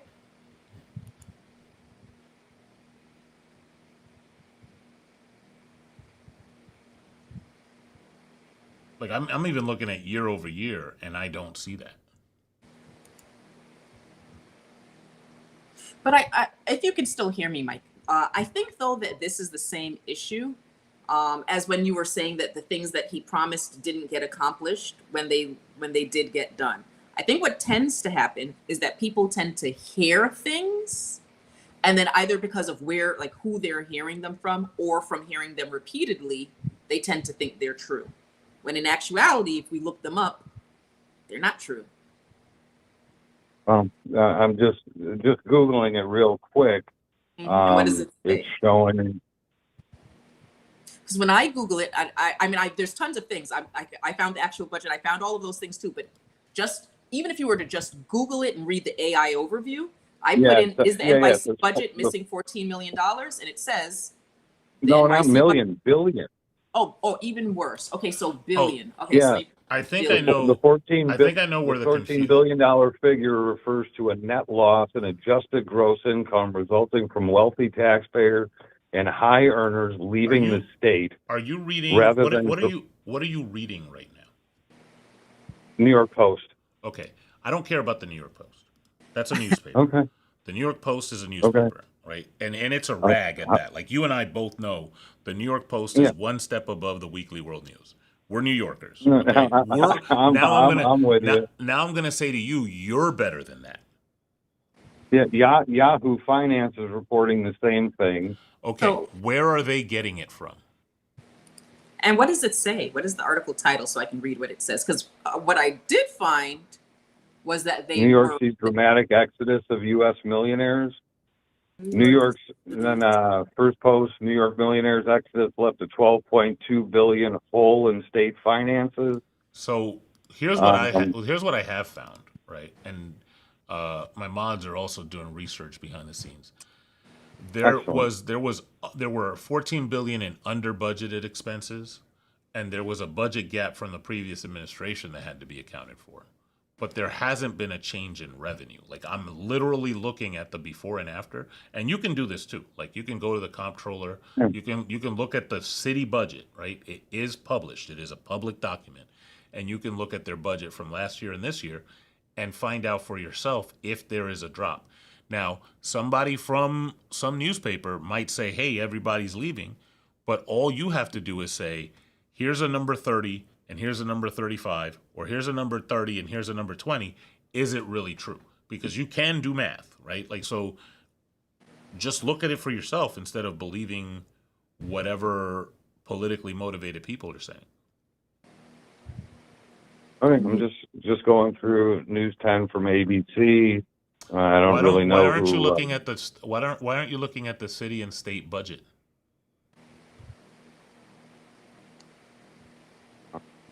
City quarterly, this is from July 5th. But can you answer that question though? Why aren't you looking directly at the, like, you live in New York City? Yeah.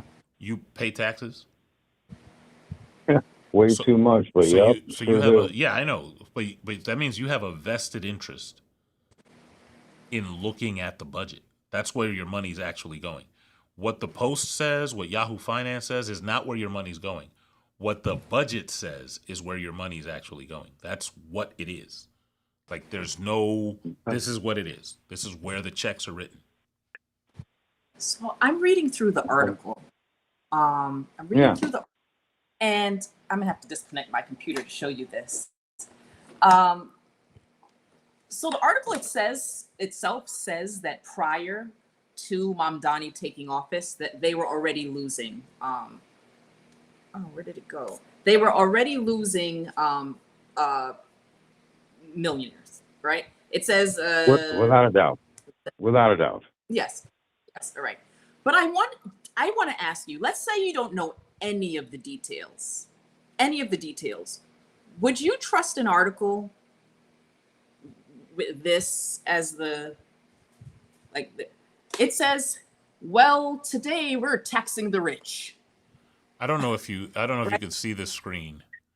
Are you looking at the Oh, screen? No, I don't know if he can see. No, because Oh, but he has the article. can't. I'm on my phone with you. Okay. No, but you're looking at the article. Scroll down in the article, right? I couldn't even take this seriously if I were even just reading the article. They're like having really menacing, and then they're like, well, today we're taxing. But just separate and apart from that, the article itself kind of concedes that people were already leaving. So anything that's happening currently, first of all, it doesn't even say, it gives no stats as to people that are leaving New York. It doesn't even give any of these stats. But even if they did, why wouldn't we think that this is just a regular progression of what was already happening long before Mamdani took office? Well, I think it's no. I think Mamdani's just more fuel to the fire. Personally, that's my personal opinion. No, I know. I lay a lot of it on Hochul. Oh, I agree. Hochul's a disaster. Hochul's a disaster. So I wasn't putting all this on Mamdani. I didn't mean if I said that I misspoke, or you just didn't hear the part. No, Hochul is an absolute disaster for this state. I just do believe that Mamdani is fuel to the fire. I'm gonna say this. I'm not a fan. Sure. I'm not a fan of any of these people, right? Because me neither, as you can tell, right? But for a different reason, right? Like I just think capitalism is a disaster on its face. But what I cannot do, like I can make an argument for why capitalism is a disaster. I have talks about it all the time. I do debates on it all the time. But sure. I cannot go into a conversation about like a politician and then pull up like just a news article without digging into the source. You know what I mean? Yeah. Like I have to. I do. Like, I get it. I get it. So then I'm gonna say the question again. Why aren't you looking at the New York City budget? To pull up the actual New York City budget. Mm-hmm. At nyc.gov. You can just look up New York City budget, and you can find it from the comptroller. You can find the New York tax office. Like, for me to find just one executive summary and one executive report took me 30 seconds. And I'm in Florida. I actually don't care, right? But like, it took me 30 seconds. You're in a great place. But I know I'm really not. You don't like Florida? It's a disaster. But I want you to see what's actually happening in the article that you're referencing. In the article that they're referencing, they say that there's a study that this is their source. It's this study, right? That was done.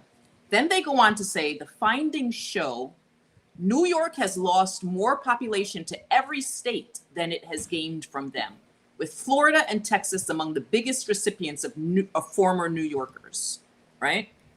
They hyperlink. Okay. They're hyperlinking to their article talking about how New York has lost so many people to Florida. Remember, the article is about Mamdani. The article that they're referencing, that they're saying the findings are from, is from May 2025. Mamdani took office in January of 2026. How do these findings from the article that they're referencing, what do they have to do with Mamdani? And I'll just leave you with this. I've been in Florida for going on 20 years. Okay. The only reason that me and my wife are here is because we have family here. That's it. That's all. Right.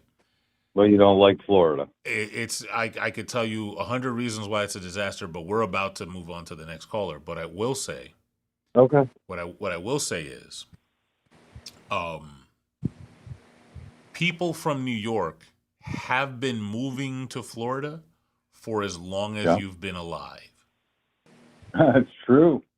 and But it's now in not. much higher rate. No, it's at the same rate. Like if you can find me that rate, I'd love to see it, but it's not happening. Yeah, I just It's the, it's the only info in going off of a rate. And I don't mean to cut you off at all, but mhm. in going off of a rate, I've got a lot of friends in the real estate business throughout the country. They're a rounding Whether they're error. I have friends in real estate as well. I don't look at right, but people they said they get saying like, mass calls. yeah, that's great. Go ahead. That's not happening. Look, Okay, people can then say they're that liars. if yes, they're lying to you because if that was the Okay, case, they would be retiring. If that was the case, the population they of are. Florida, they're not. They're not because you're saying they're still getting these calls. It doesn't Like, even do you? have to They be. get in Texas. They Mhm. get them in Tennessee. They're Yeah. getting them all down throughout the South. Where I've got friends that are real estate agents that, yeah, you're right, are literally making bank. Yeah.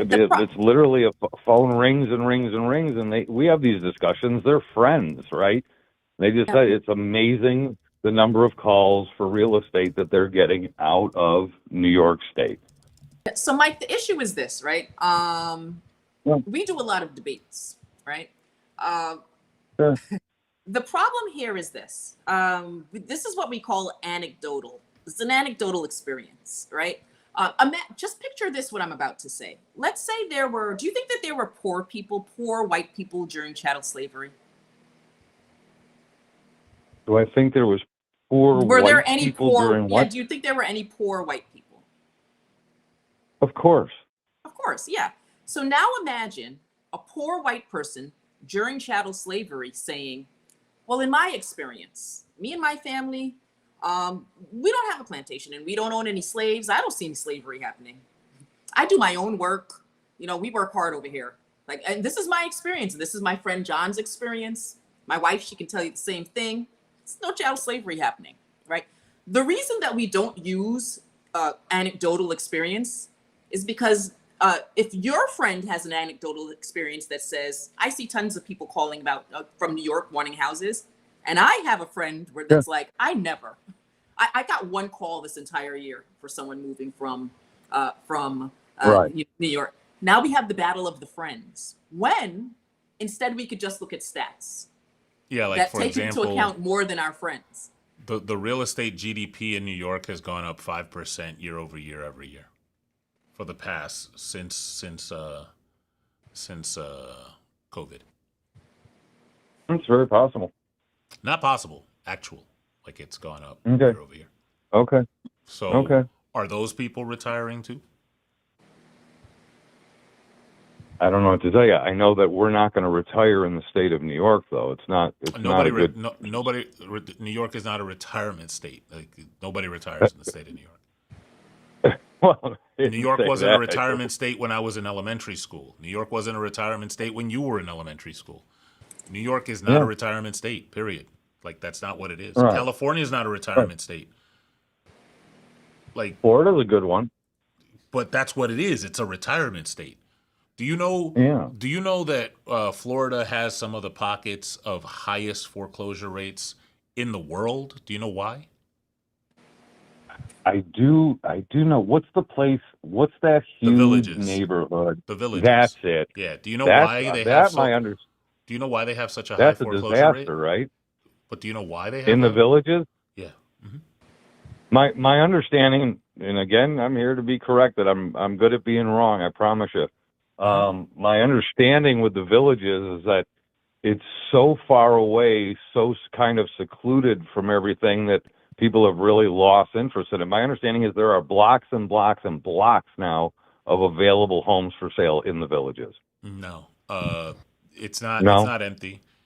Matter of fact, I have family in the villages, and whenever I go to visit, you can't. There, some of the activities that they have for old folks. I just say that the old folks Mm-hmm. place over there, you can't get into. This is they got waiting. I know my nieces and nephews sometimes go over there because they have like summer activities, and you have to do 3, 4, 5 months in advance. The reason that there's so many foreclosures is because people go there with one income retirement, and then the person dies. that has that income. And so now you have a person living off half or a fraction of the income that was budgeted for the entire house, and now they got to leave. Yeah. I can imagine. I mean, it happens. Same thing in upstate New York.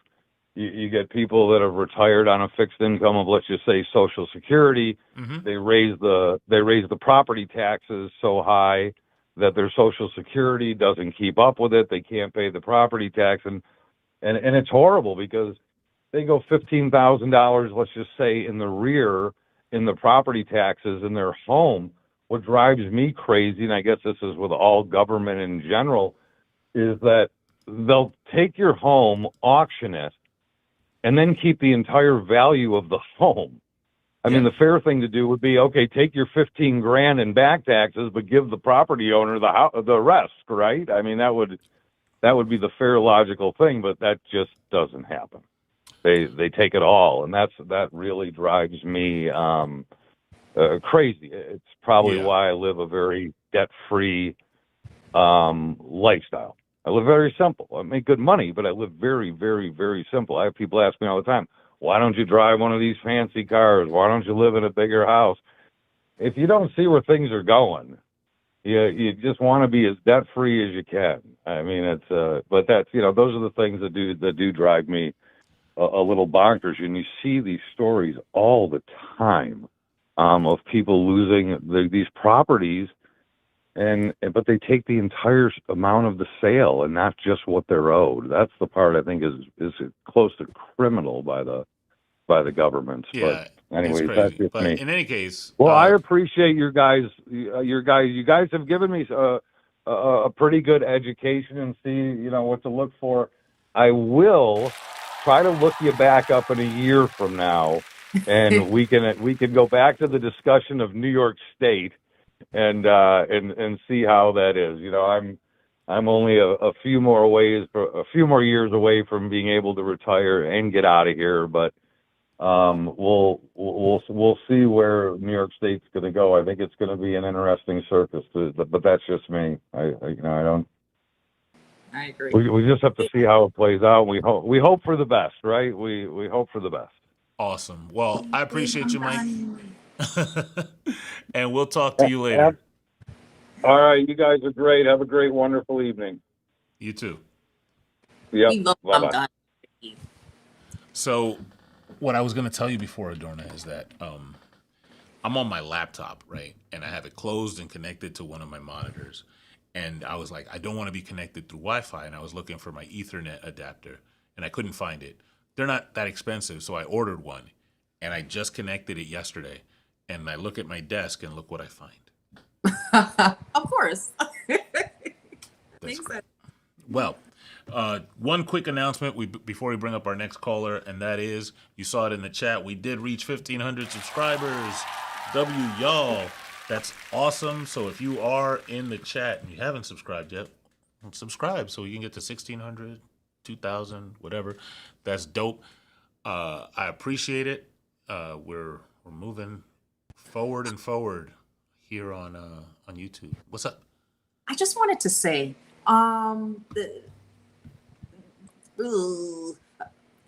he sounded like a really nice guy. However, these are the kinds of things that you find when you have not only a government official that's like part of a marginalized group, but also socialism, all this other kind of stuff. Because he has to literally walk on water in order for someone to say he's giving children free daycare. He's doing all of these things. Like, he went and visited. He sat with the inmates in Rikers Island during the World Cup to watch it with them. What more does he have to do, right? But negative things are going to be said because, well, the obvious. But okay, go ahead. All right. Well, coming up to the, and I agree with you. Again, capitalism sucks, but these are complex issues. Coming in to render their argument is Cato, age 21, and they want to talk about the same exact topic, which is the black people can be racist. Cato, when you can hear my voice and after you're on here, can you give us your pronouns, please? Yeah, I'm he, him. Awesome, awesome, awesome. And go ahead and render your argument for us. I want to address something that she said before. She said that black people, they can't be racist, but they can be hateful, right? I think anybody can be hateful. Yes. Sure. Yeah. So we can agree that you said black people can't be racist, they can be hateful, but aren't they both immoral? I don't believe in morality. I don't know what morality, what moral. Neither do I. But even if they were, the topic isn't black people can't be immoral. That's not what we're discussing. So whether it's immoral or not, it has nothing to do with whether I think black people can be racist or not. Let me ask you a Yeah, question. Let me ask you a question, Cato. Let's say there's an honor system for like one of these newspaper stands, and the newspaper costs 50 cents. But when nobody's looking, I've been here a long time. I just grab a newspaper. Would you consider that immoral? When nobody's looking and you just steal it? I just grab a paper and walk off. It's not yours? It is now. Oh well, yeah, I think theft is immoral. Yeah. All right, cool. Now, let's say that there's somebody who owns a grocery store, right? And there are a few unhoused people that every now and again come in and they steal a piece of bread here or a candy bar there. So he locks them all up, so all the products up so that people can't take that food. Is that immoral? He locks up all his items so people don't take their food. Mm-hmm. So people don't take his food. Yeah. No, because it's his food. Dope, homeless dope. people. Unhoused, yeah. People, homeless, unhoused people Unhoused people. come in because they're hungry, they don't have any money, and they go to take that food, and he just locks it up. So that's not immoral, right? No, that's not immoral. If a bunch of homeless people. This is why I don't believe in morality. This is why I think it's nonsensical. Because me taking that newspaper, you would say that's terrible that I stole, but it doesn't change anything. That 50 cents is not going to bankrupt the newspaper, right? If 200 people stole that newspaper, it's not going to bankrupt the newspaper. But locking up food from people who don't have money, right? You're going to say, hey, that's his food, right? But people are going to starve to death, and they're going to die. They're not going to starve to death if they don't get a piece of bread. If they don't get food, they're going to starve to death. Yeah, but they don't need to. They're not. Just because I lock up my food doesn't mean they're going to starve to death. Where do homeless people get food from? I don't know. They get food from different places. They get food from the garbage. They get food from donations. They get food from. They get food from charities. You can get food from churches. The nutritional. But do you hear what you're saying though? Like, do you hear what you're saying? Yeah. Like, so if I hear what I'm saying. If I was to be the same grocery store owner and I was to be like, hey, during dinner time, if you want to come get food and you're unhoused or you're broke or you're whatever, come get food. You think I'm a fool or am I immoral or what am I? If you're telling them to come get food, like you're inviting them to come get food? Yeah. No, you're not immoral because you're inviting them. Yeah, but the person who's locking the food up, they're cool. Yeah, they're not immoral neither because it's their property. But again, this is why I don't believe in morality. This is why I think morality is incoherent. Well, is racism immoral? I don't think racism. Well, go ahead. Adorna. Before he moves to that, I know this is not the topic. It kind of bleeds over into the other one though, because I'm just curious. Since you're speaking about morality, so I'm not that you have to be a Christian to be, but are you a Christian? No, I'm just a regular guy. I'm not any You're not religious. Okay. Right. So you don't think it's immoral? Thanks for letting me know that. But you don't think it's immoral to do things that would prevent people from taking a further step, even if them not getting that one piece of bread will cause them to starve. You don't think it's immoral to do something that will make them go a step closer to starving? That's it's just odd to me the way that people who believe in morality, like, tend to believe in morality, think. Because you don't think, like, I would think that if someone that believes in morality and we should do good, right? If we should do good, is the good thing not feeding someone who's hungry? What? I'm confused. Could you explain? No, that is a good thing, but that is a good thing, but it's also the responsibility of the homeless person to be able to feed themselves. It's not just on a person who's the giver or the store owner. It's also like homeless people don't get to do these actions just because, well, I'm starving and I'm hungry, so I'm gonna break into your store and steal some bread because I'm hungry and you need to give it to me. All this morality, it's just warming my heart. Homeless people, they should just. Okay. So homeless people. You asked me if racism is immoral, right? I find that to be an incoherent question after I just told you I don't believe in morality. What I do believe is that racism can be found in its effects in the material conditions of people.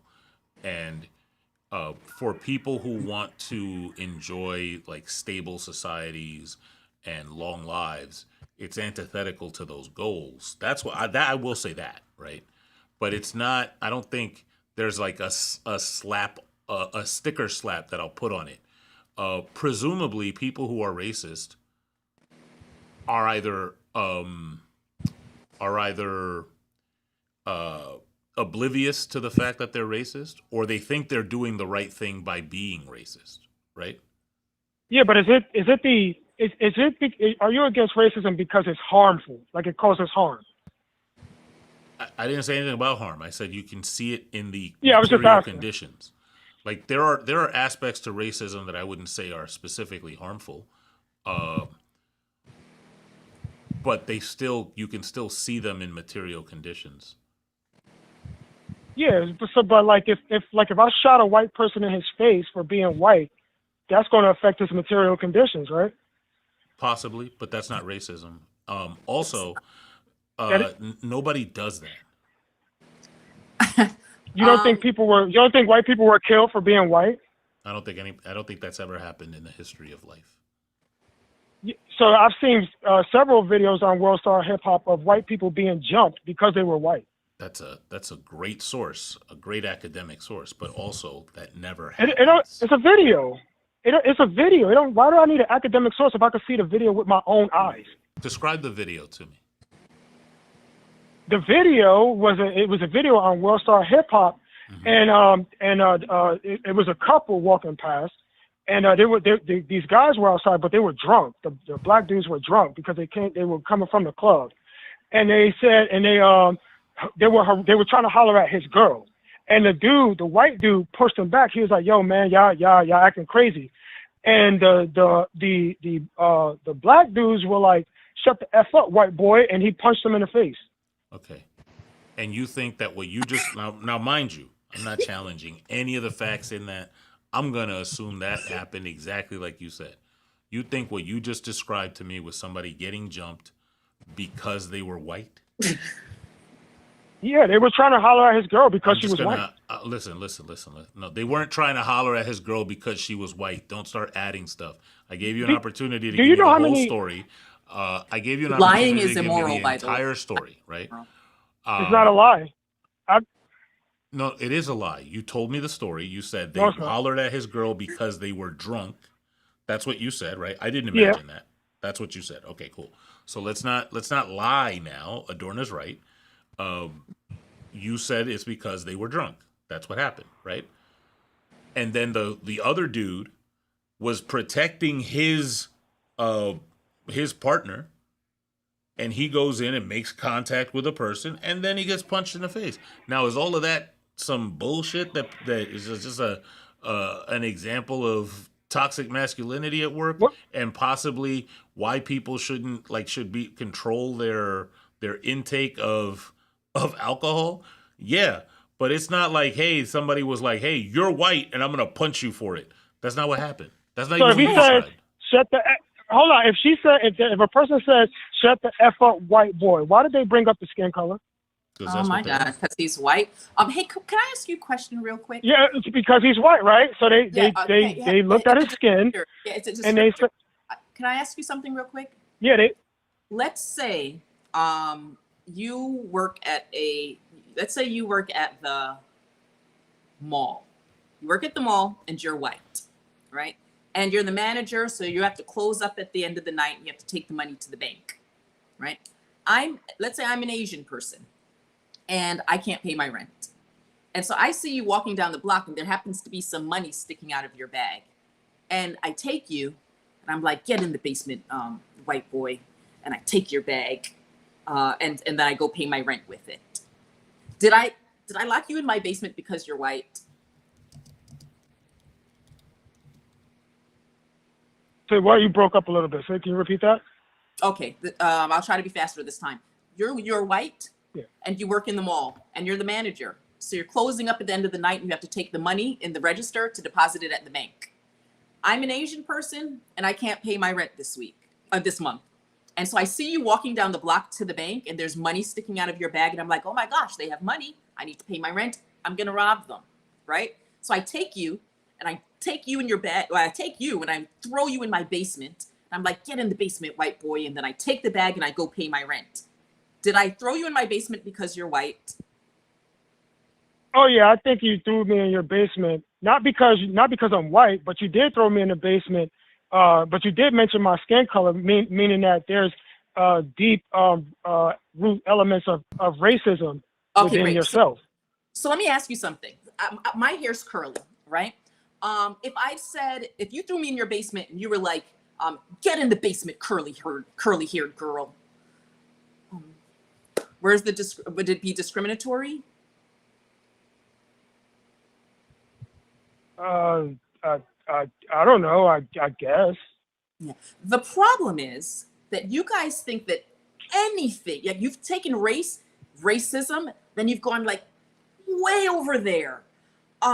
Mentioning someone's race in and of itself isn't what's racist. Is the thing that you're doing because of their race? Are you being discriminatory because of their race? Right? I mean, what? He is white, right? He is white. So if I say, if instead he'd been wearing glasses and he'd said, I'm gonna punch you, 4 eyes. It's a descriptor. He's a white boy.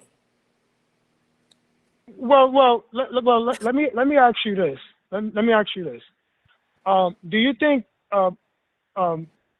some black people, like specifically, because this is my thing of when it comes to so you're saying that no white person has. Do you think that you're saying that no black person has ever attacked a white person because he was white?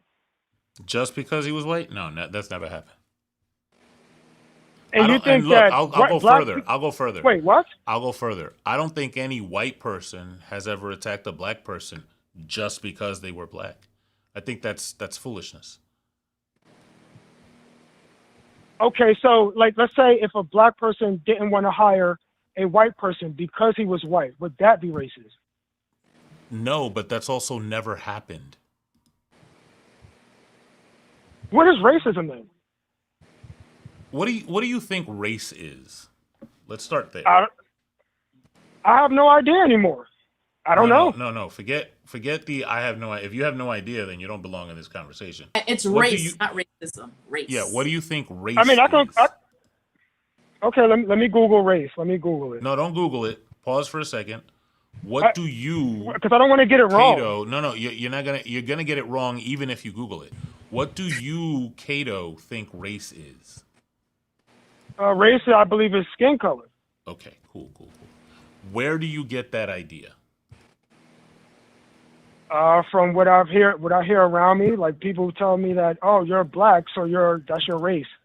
Okay. From when I was growing up, they said I'm black, so that's my race. Has any of that? So people, well, they said you're black. They didn't say you're black because of your skin color, right? Yeah, that's what they say. I'm black. They say I'm black because of my skin. Okay. Are you watching the stream? That's what No. Were you watching the stream before? Yeah, I was watching the screen, but I'm So outside. I was watching you've it seen on my on. face. You've seen my face. Yeah. What Yeah. race am I? You look black to me, All right. Do I have and you sound black. Do I have dark skin? Yeah. I want you to look again. Because look, my sister Sean called me a light skinned ass nigga all the time, And it's accurate. and I do be. Sean ain't here. Sean, are you watching the stream? Well, Chat if you're watching the your stream. facial Sean. features. Yeah, your facial features are. It could be skin, but it can also be facial features like Oh, so it's like not my just cousin. skin. So it's not just skin color. No, it's not just skin color, but I could tell by your facial features that you're black. Okay, so race Like is LeBron, more, like if I look at LeBron so really, James. really quick, race is more than just skin color. Yeah. Okay, now knowing that you've just realized that race is more than just skin color, right? I'm going to ask you a separate question. Forget the dictionary. Has any of your idea of what race is come from a book? It comes from a mix of books, people, and what people tell me, and what my school teachers, when I was going to school, used to say, "Hey, man, you're black." Or when you were around people, your friends, they'd be like, "Yo, what's up?" They say the N word, and that's just how I knew, just like that. None of those are books. No, I'm saying I learned from books too. Martin Luther King and those guys, they talk about black African American stuff. Martin Malcolm Luther X King and did not conceptualize race. oh, okay, then what is race? Race is a categorization system, hierarchical in nature, that categorizes people typically by their phenotypical presentation. So, have you ever heard of the Black Hebrew Israelites? Those guys? I have, yes. They take like- Deuteronomy 16, I believe, and misunderstand it to the point where they think that black people are the true Hebrews. Yeah, and they say, oh, white people are gonna be kissing their feet and all this stuff, and they're gonna be slaves in heaven and all that. Do you know like- why black Hebrew Israelites exist?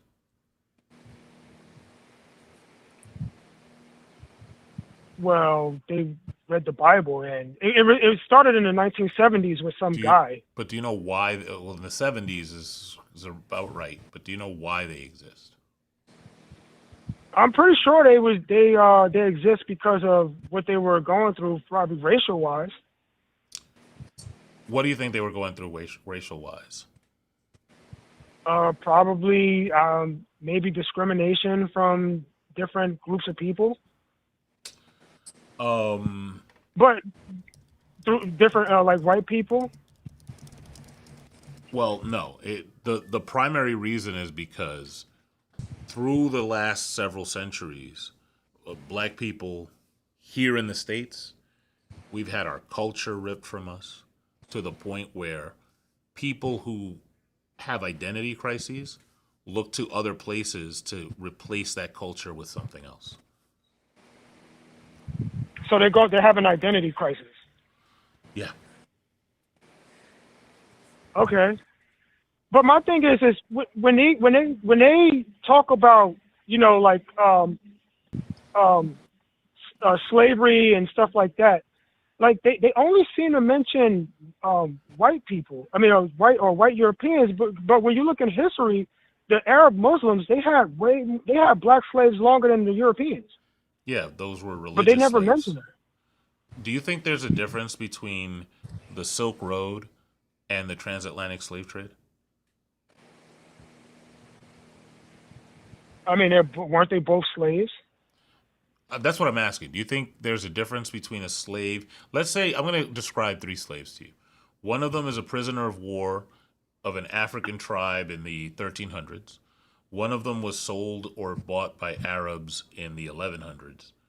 And one of them was transported to the United States in, say, the mid 1600s, you think those three types of slavery are the same?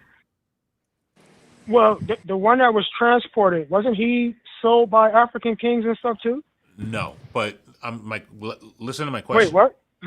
The answer is no. But my question is, do you think those three slaves are the same? Those three types of slavery are the same? No. Why do they need to be the same? Well, what would be the difference between them? I mean, they were all slaves, but you said that the ones that started in the 1600s, we'll get to that. We'll get to that. I don't want you to move ahead. I want you to focus on what I'm saying. Right? What is the difference between an Arab slave, a slave that was bought and sold by an Arab slave trade, a prisoner of war in Africa that was a slave, and a slave in the transatlantic slave trade? I have no idea. They're both slaves. Okay, I'm going to tell you. Just on the top, I'm going to give you the simplest difference. If you were in the Arab slave trade and you converted to Islam, right? Yeah. You could be freed. If you were an African slave, right, you would work your way into the tribe and then you were just a full citizen. If you were in the transatlantic slave trade, it didn't matter what you did. You could do the sign of the cross, you could do baptism, you could eat the Eucharist until you were blue in the face. You were never going to be a person. Your children are not going to be people.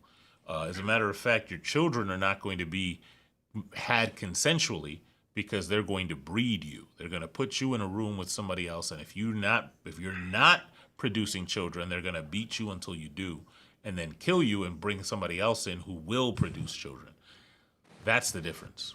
So okay. So, but we can all agree that even though that you're about to try to make it the same in some way.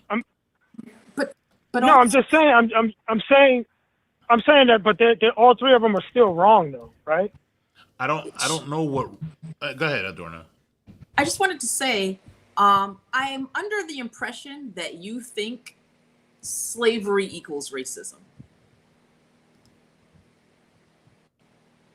Is that the case? I still haven't heard. No, I still haven't heard a. You said that racism. The reason I'm saying that is because you brought up the Arab slave trade, and that wasn't based on race. So it wouldn't be relevant to what we're speaking about in any sort of way because it was based on religion.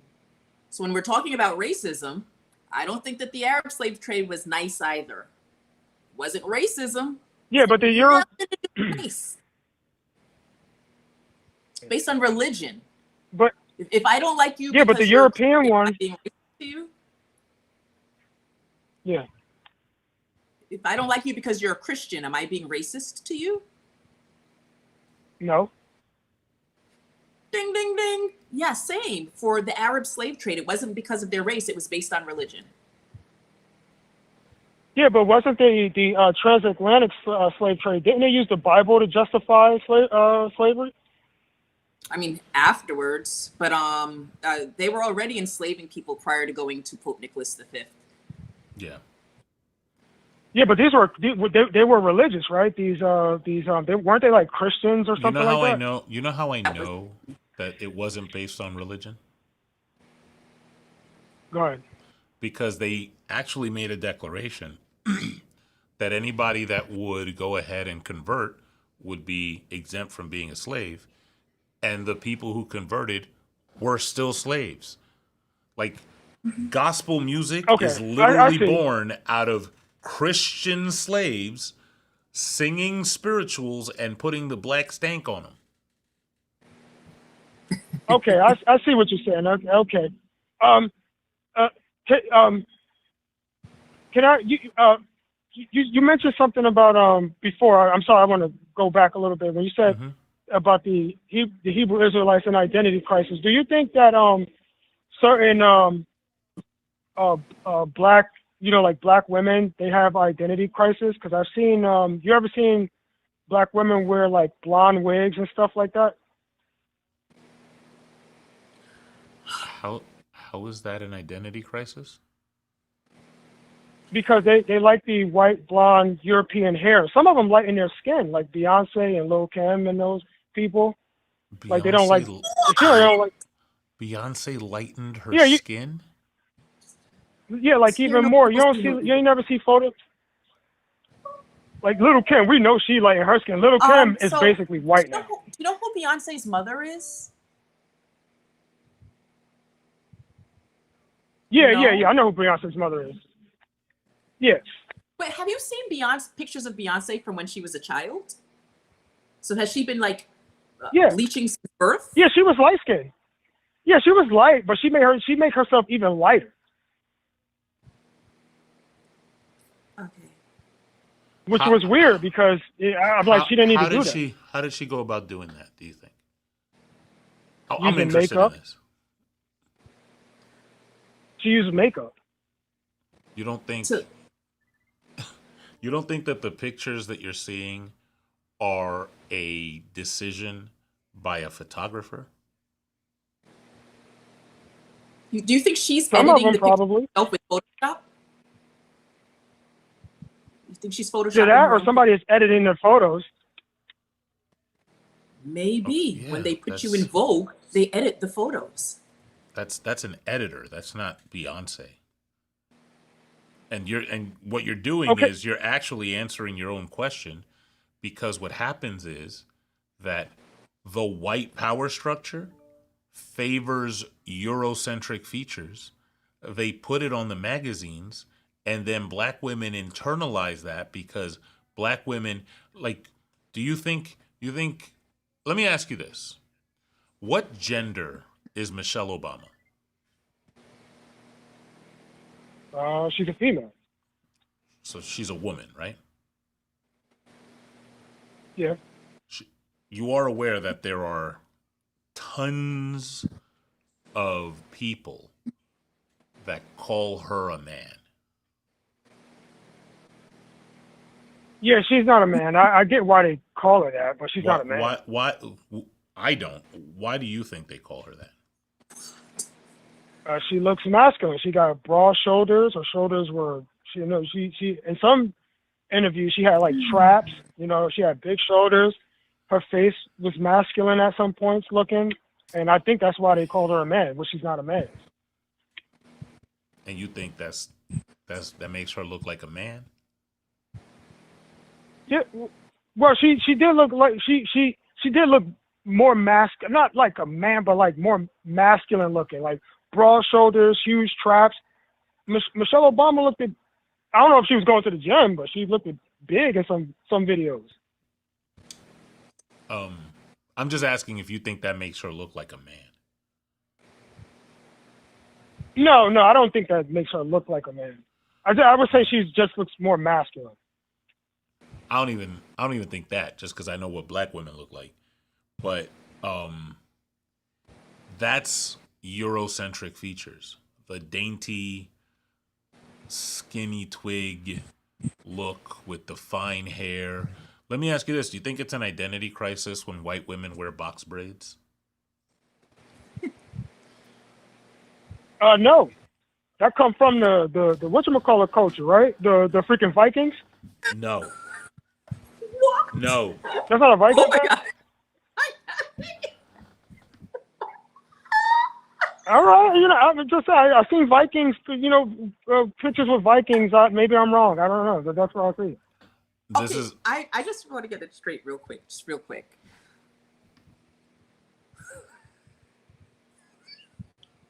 So black women wearing blonde hair is an identity crisis. But white women wearing box braids, perfectly that's just normal. Not an identity crisis. Yeah, because they look crazy with those wigs, though. You're like, have you seen it, right? When you ever been to the club and stuff, and they got the long blonde wigs. They got the pink hair sometimes. You never seen that stuff? Yeah. I've seen it. It's a wig, Yeah, bro. You think the Cash Me Outside girl was not having like what's happening right she now? was having an identity crisis. Yeah, she was having an You identity you crisis. think you think white dudes from the suburbs with cornrows are not having an identity crisis? White dudes from the suburbs. Yeah. Yeah, they trying to act like like hood and stuff. Yeah, they having an identity crisis. All right. Now, did anybody Like, did anybody go to white people? Did any black people go to white people and take their culture, like strip it from them so that they don't have a, like I don't think whiteness has a culture, but did anybody take it from them from another race? Like well, you said they don't have a culture, so how can they take it? let's say the different European cultures that they stripped themselves of. Was that done by black people? Oh, it is. No. What? Sorry, go ahead. I Oh, was just I said, typing. I was just typing. Help me Oh, for you- someone that could just. I didn't. But just, sorry, got go you. ahead. no, because like, look, double standard aside, like that was diabolical. That was like unhinged. But that we'll put that to the side. But wouldn't it make sense that white women are the standard of beauty because most of the country is white? Of course, black women ain't gonna be the standard of beauty because there's not that many of them. No, that doesn't make sense. Why not? Because I think beauty is in the eye of the beholder. It's not like a societal standard. Yeah, but if the eyes of the beholders are these people, all these people who say we like white women, You don't hold on. of Do course. you really think that white people look at a black woman and say, "I don't see a woman"? You really think that's what's going on? No, I think that black women are jealous of white women. No, I'm just gonna ask the question again. Do you really think when white people see a black woman and negate her womanhood by calling her a man, calling her ugly, calling her animalistic, or whatever the fuck they say, you think that they actually believe that? I think some white people believe that, yeah. You don't think that they're just trying to dehumanize black people? No, I just think they go by what they observe. What are they observing? So wait, is this an observation that you share before we like move forward? Like when you see black women, do you see something animalistic? Do you see something non-human? Do you see something masculine? Is that what you see? Oh yeah, absolutely. Mm-hmm. They always. You ever notice how they always fighting? They always fighting, going crazy. Mm-hmm. Do you know why? Do you know why? Do you know why? I don't know. They just. Do you I don't know. why? They just like to fight. Have you ever thought about why? Yeah, they just like to fight. Because black women have been protecting your bitch ass for centuries. Really? I'm just wondering. Hold on a sec. I gotta actually. What was the cheerleader's name? That killed her black boyfriend. The cheerleader. Oh no, she wasn't a cheerleader. She was an OnlyFans model. Only Courtney Clenny. Did she like to fight? The white girl. That killed, she liked to fight. She's white. She's white. Yeah, and she was hood. She was hood. What made her hood? She was a doc. She listened to a lot of drill music. She talked hood, and she only dated black guys. She didn't date nobody else. But is she black? That's what she said in an. But is she black? No, she ain't black. Nope. I'm just wondering, have you ever heard of the have you ever seen like white Latina women and they would be like really spicy, and people will call them that, spicy, like, ooh, so feisty. Why are they just described as liking to fight? They call them feisty because Hispanic women, even though they start fighting, but they don't really do no damage. Like you know what I'm saying? Like they fight, it's like a girly fight. When black women fight, they throw hooks, uppercuts, left. You know they know how to fight. Like, I wish you I know they was able fight to test dudes, it they out fight right anything. now. Yeah. So Uh-huh. the problem here is gathering all of my composure. You don't know what. Okay. So did you say that you're black? Yeah, I'm black. You're black. Okay. Um, and you don't think that any of what you're currently saying is influenced by, I don't know, a racist society? I don't think so. I think most of it is influenced by drill music. That's what I think. Real Real music. quick, Like in my own life, just a quick fact check. what I Just see a in my quick real, fact check. Courtney Clenny was born and raised in Midland, Texas, a white town, near Austin, another white town. Just a quick note. It's whiter than yeah, I white. believe that. This is when I see you saying the things that you're saying. This is what I think of. I think you've moved beyond tap dancing, and now you're just river dancing. This is what I see when I hear you speak. You're just river dancing away, right? What you're saying is so wild. I can't even comprehend. What the hell? Well, what are you confused about? Yeah. The problem here is that, have you ever met me before? I'm probably not a good example because I would bust you. I'm sorry. I'm going to compose myself. Have you ever met my sister, my older sister? She's a great example.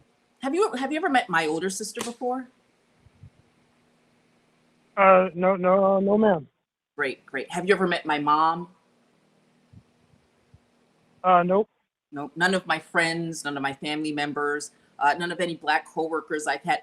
I'm just wondering how you think that you can just know as a matter of fact, let's take this back to stats.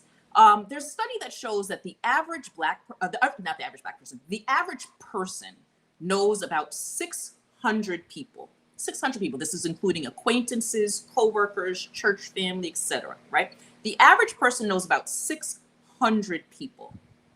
There are about 22 million black women in the United States. Let's pretend every single person you know is a black woman. Let's pretend all of them are black women, and you know 600 black women.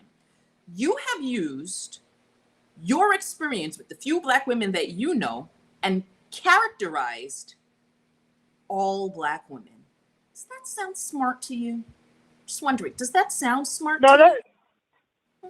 That's fair. That's fair enough. So, what would be a sufficient number for me to then say that it's, mostly black women? Research out of a book, research out of statistics. That would be a sufficient number.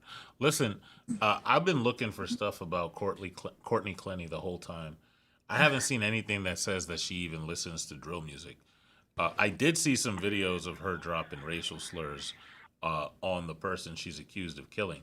I also saw information. Hold on, let me pull it up again. About her. You never seen?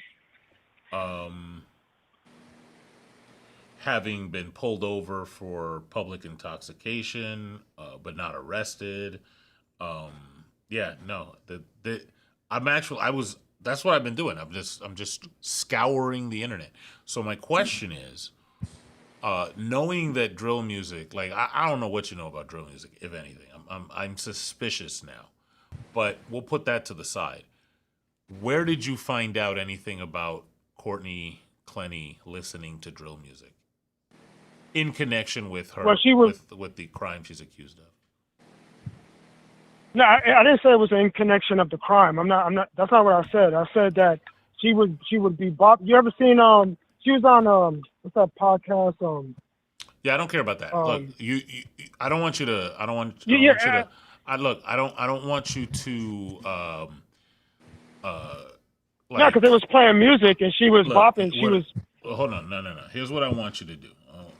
Say it with your chest, little ass nigga. This is what I want you to do. We're talking about somebody who was brought up by Adorna as having done something violent, and you brought up something from black culture to connect them with. So you and I both know what you were doing.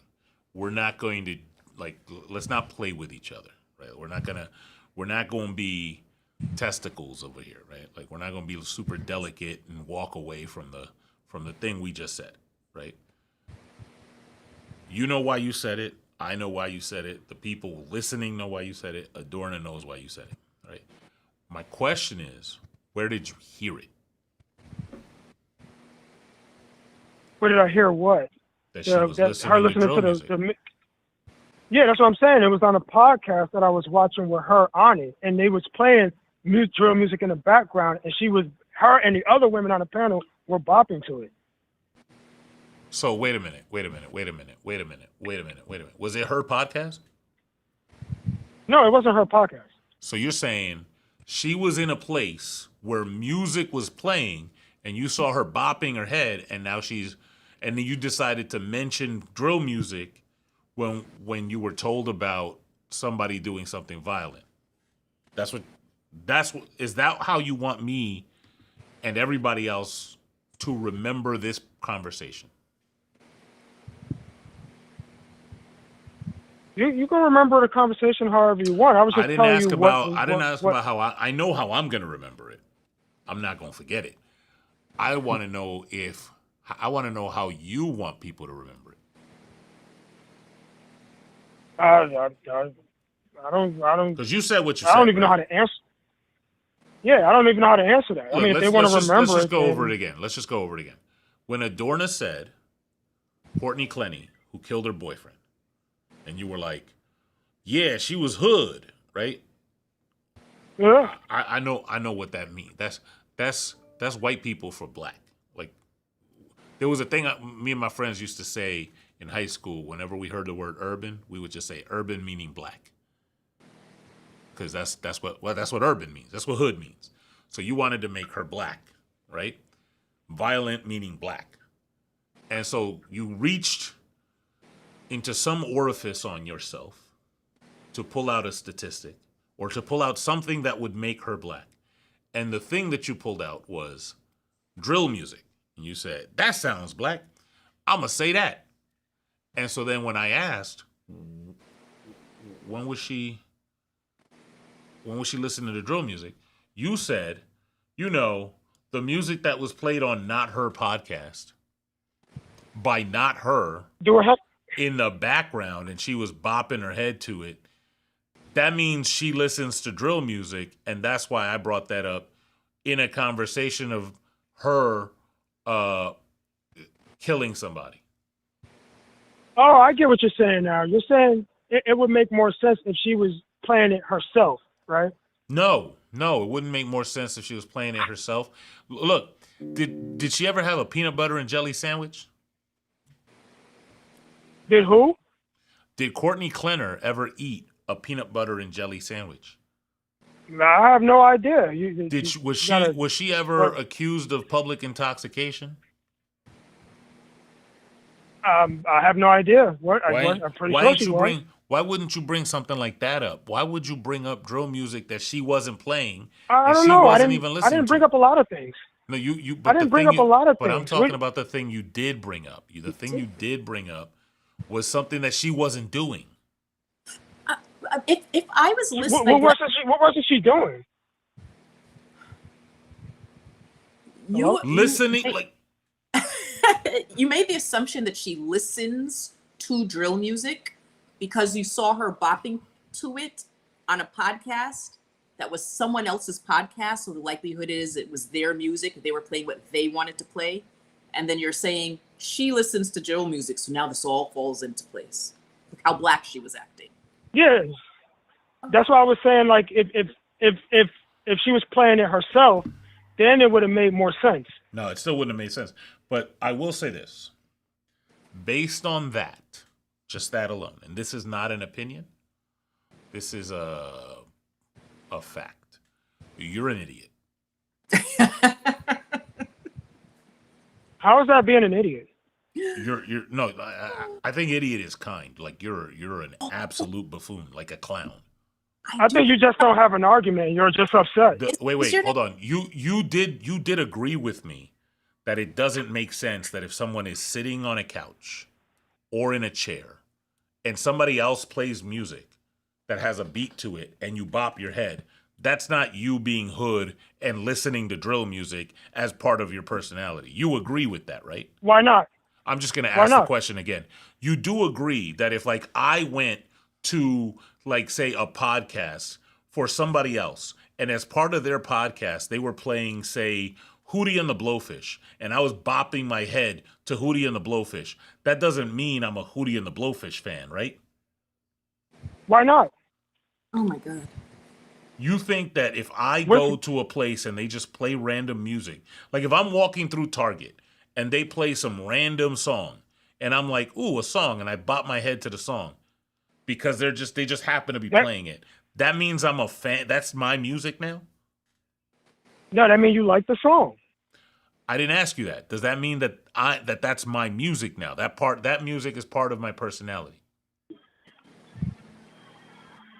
What do you mean part of your personality? It's just you just like the song. I'm trying to. So if it's Hootie and the forget that. If it's Blues Traveler, I'm trying to be white.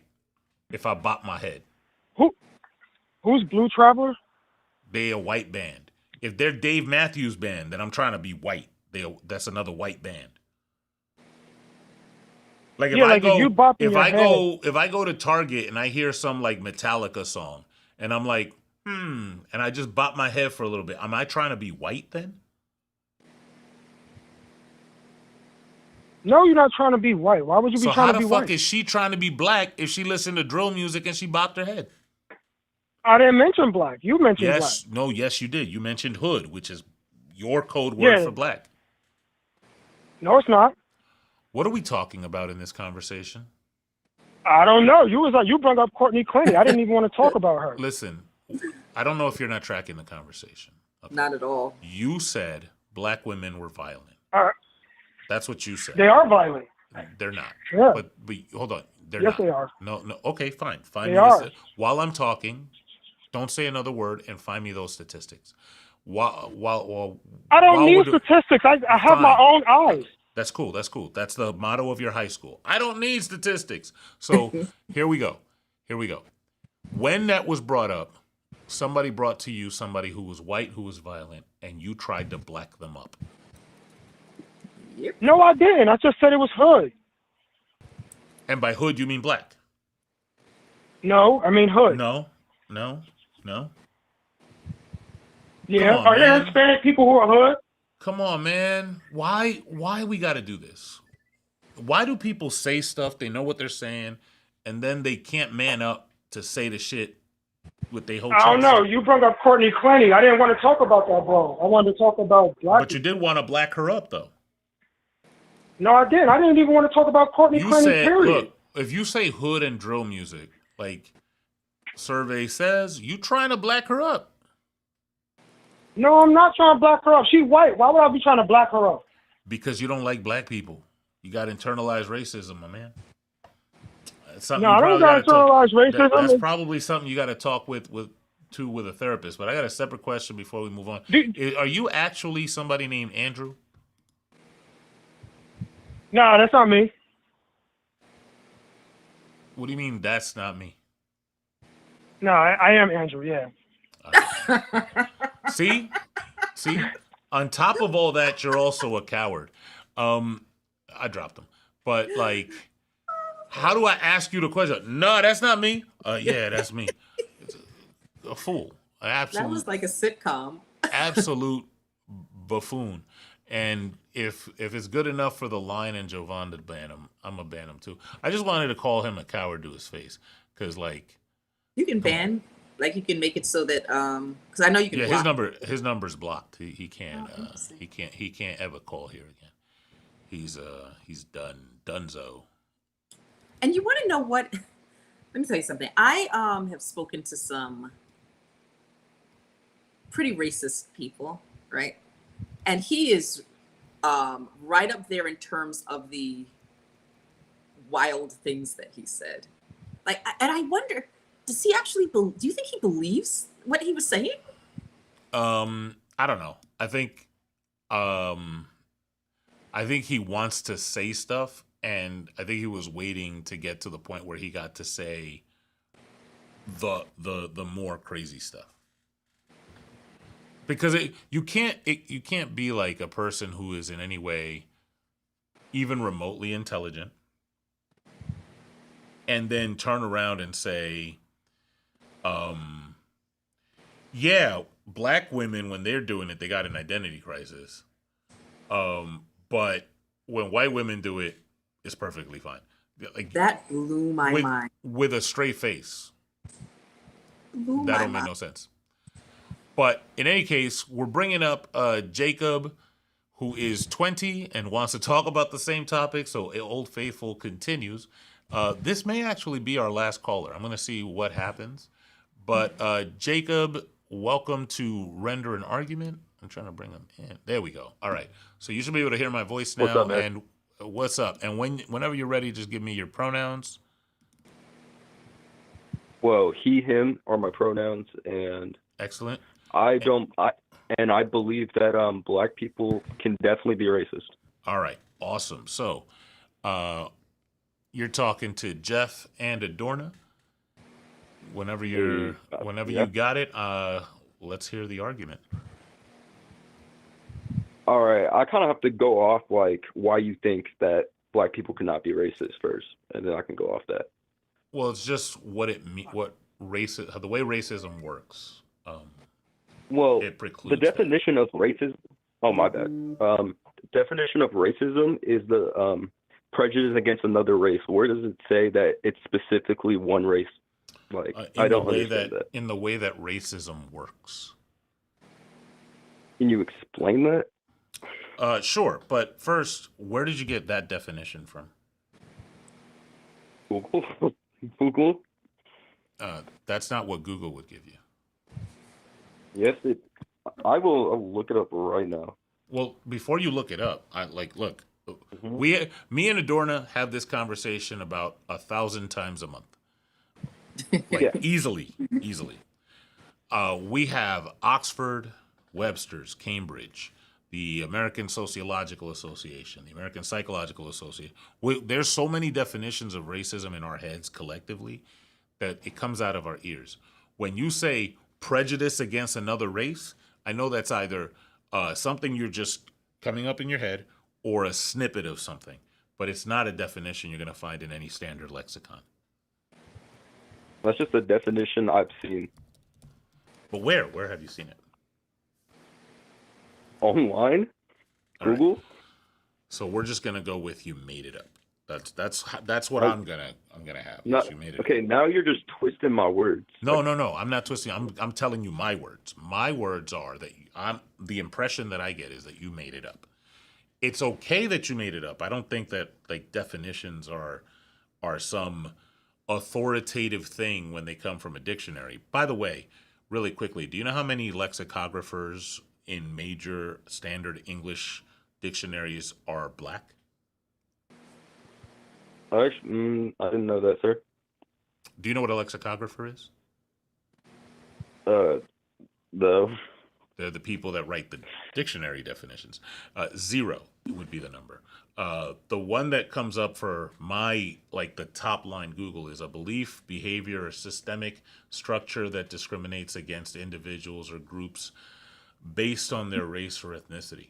Now, Adorna tends, she can engage with you on the definition of racism, right?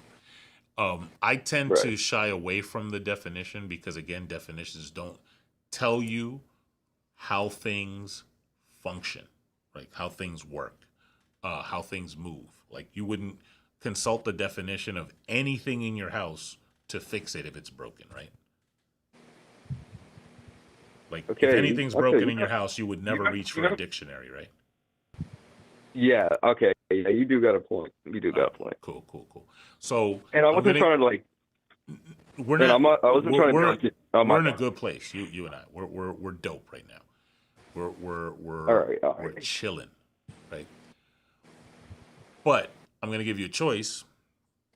Do you want to continue talking about the definition, or do you want to like get a? Where'd he go? He just hung up.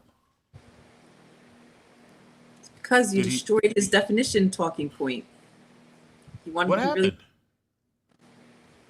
Jacob, if you're listening to the stream, I'm not mad at you. Adorna, you mad at him? Not at all. No, we was going to do some. And you could have talked about the definition if you wanted to. You were being given a choice. Dog, if you call back, we'll bring you right up. You won't even have to go through the screening process. We'll bring you right on the air. We could continue having our combo. For real. But it looks like he hung up. Aw. Like, well, that's a shame. All right. Really quickly, I do want to re-celebrate the W of hitting that 1,500 subscribers. I also want to say that hold on, where is it here? Boom. If you want to support End of a Species, I just sent the. Did you know that on the little soundboard thing I have, I could just press a button and it sends a chat, like a predetermined chat to the YouTube chat. That's crazy dope. But yeah, if you want to support us, like the stream, subscribe, and if you want to support us a little more, go to links.endofaspecies.com. That's the quote unquote link tree. It's not done by Linktree, but it is the End of a Species link tree, where you can support using Cash App, PayPal, Venmo, or just straight on the website on the support link. So, Adorna, do you have any? I know we've been dropping your pay links throughout the live, the stream. Yeah, it's Adorna Luke's on everything, pretty much. Yeah, that's it. Cool. I'm gonna say, like, I wanted to do from 6 p.m. to 9 p.m. We're past 9, but I'll just say last call. How's that? Like, last call if anybody wants to make a final ditch effort for any of the topics. I also want to know if you guys like this vertical format better than the other one. The early, they dropped their link tree in there too. Thanks, Mia. Oh, cool. Thank you. If anybody wants to make a last ditch effort to render an argument for any of these, if you like the format, let me know. Let me know in the Discord. Let me know in the chat. Like I said, the early opinions were that you could see the chat better on mobile. I typically monitor it on a separate screen, and so like I'm just seeing it regular. It's not like anything else, but I want to make sure it's easy for y'all to see it.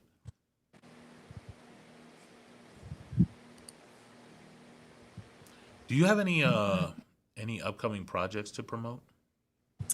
I do. I wasn't going to mention it, but I'm actually doing a big revamp to what do you call it? To Rethink Bias. It'll be out soon, but it's going to be so cool. Let's see. There are several things that I'm adding to it. This is going to be really quickly, but it's going to be. I'm in the process of building it now, but there's going to be a kind of like a stats library where it's going to be. Where is it? It's going to be a stats library, but also an objection and response library. So it's going to have all of the objections and then all of the responses with all of the sources, like the actual response that I would give, and then the source of where I got that response from. And then I'm creating something that I think is so cool. So you see how everyone has like when you are scrolling through comment sections, people will have, now you can do reactions. It's like either GIFs or little memes, basically like pictures. And so I was like, anytime I'm having a discussion with someone in the comment section, I never drop memes. I usually drop like stats. So fun. And so as part of an app, I'm creating a whole web app. And so as part of the web app, it's going to have tons of stats and the little kind of source line that are in a format that will make it easy for you to just screenshot it and drop it into a comment, like under the comment as a picture. So just to make it easy for people to, if they're having a disagreement with someone, be able to say, well, here's where I got that information. So there's that. Then also I am doing a web app that does basically whenever you see a news, something in the news, and it seems, this is the last one, but you're seeing something in the news and there's a headline and you're like, I wonder if this is true or not, or are they skewing it or whatever, like it's based on race, obviously, because I do racism. But you're able to drop in the headline in the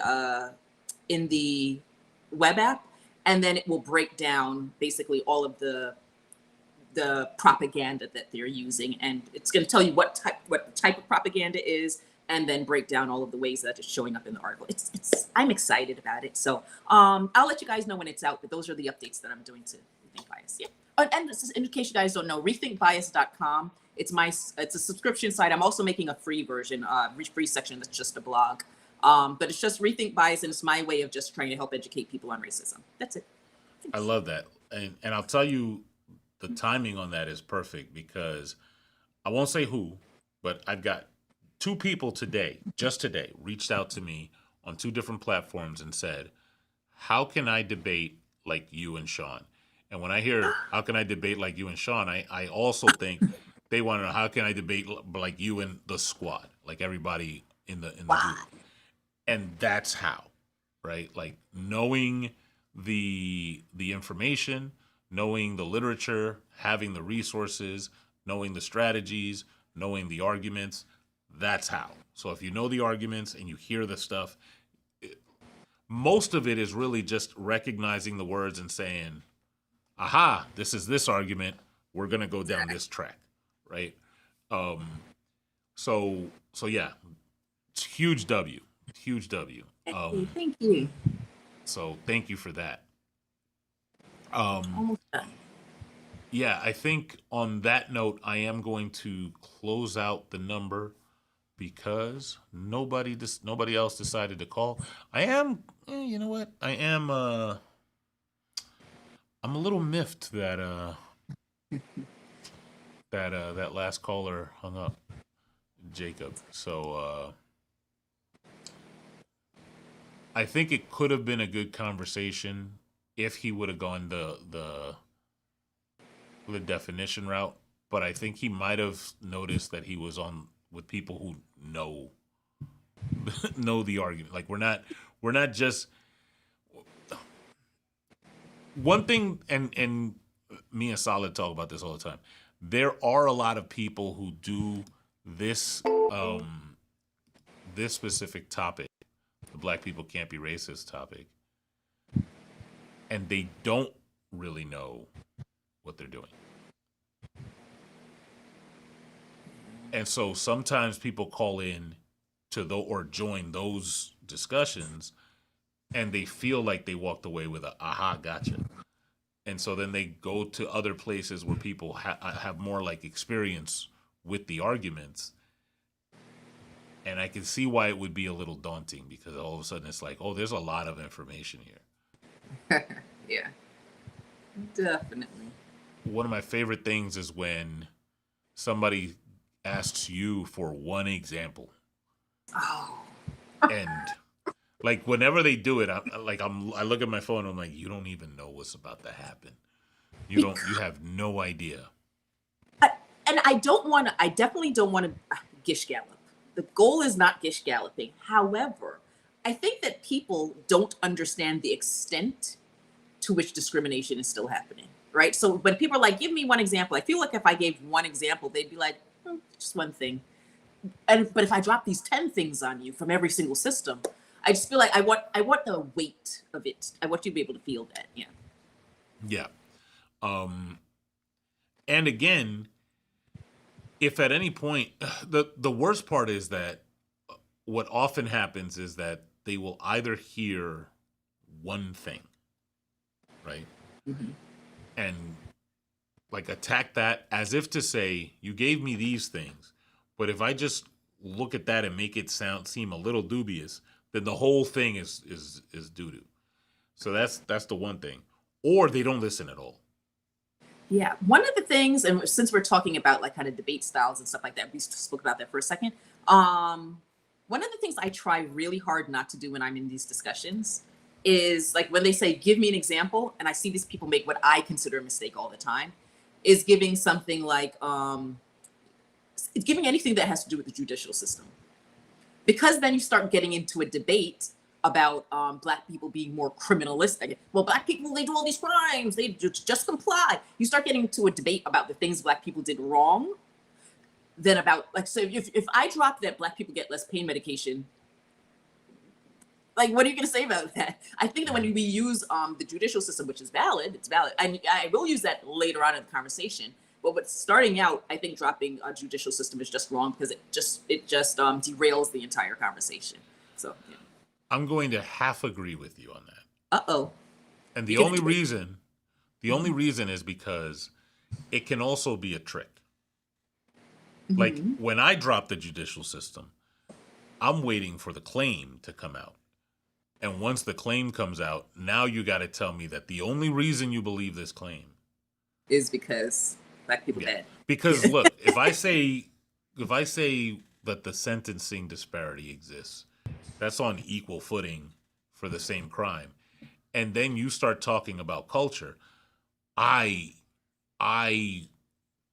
do not even flag that as a pivot. I'm like, ooh, a doggy treat. I go after, like, yeah, the culture. Let's talk about the culture. Like, I love saying, how many NRA buildings, offices are there in the hood? Yeah. There's no NRA chapters there. So when you say that it's the guns, we're not the ones that are like marching on Congress people to bolster the Second Amendment. Like, that's not what we're doing. That's y'all doing that, right? So Interesting. Yeah. Well, that's why I love the squad. Really, because I feel like there are multiple different styles, all very effective, but everyone is so knowledgeable. Like so knowledgeable. So yeah, because I close out the line, I'm going to answer Madam Priest. And here's what I want to say. If I was to take a whole bunch of people from my society and walk into your town, right, and burn it to the ground, and then grab some people with me and bring them to my town, and they don't eat what I eat, but they get to eat food, of course they're going to be happy they didn't get burned to the ground. But the town still got burned to the ground. The question was, would either of you trade places with an ancestor of the tribe you came from in the present day? No, you wouldn't. Don't even lie. Let me tell you something about, this is the first time I'm going to say it on this platform, on this show. Nigeria, one of my favorite places. And one of the parts of Nigerian culture that people make fun of as if it's a joke is a thing called 419. I talk about 419 all the time. 419 is part of the Nigerian criminal code for advance fee fraud, and it makes advance fee fraud illegal. Spiritually, not like actually, because we be doing some advance fee fraud in Nigeria. That's the Nigerian Prince scam. That's the I have a trunk box of cash scam. And that is still close to $1 billion industry, right? So what that means is that Europeans went to West Africa and destroyed it so badly, right? Destroyed it so badly that now people go to an internet cafe, right? And attempt to get money from Westerners who have all the resources and the money because they stole it, right? You would agree, Madam Priest, that they stole it, right? Funny that you're not highlighting that. Like when I said 419, you're like, that's a weird thing to brag about, while you bragged about something that was the result of stealing and colonialism, right? That's what you were doing. And the 419 is the get back. 419 is, hey, you stole my family, you stole my money, my resources, all my stuff, and now I want you to send me $250 through Western Union, followed by 1,000, followed by 10,000 until your bank account's drained. That's what I want you to do back. But that part is the weird flex, not the goofy shit you said, right? But also, it's so weird to me when people ask questions like that. I mean, I've spent most of my life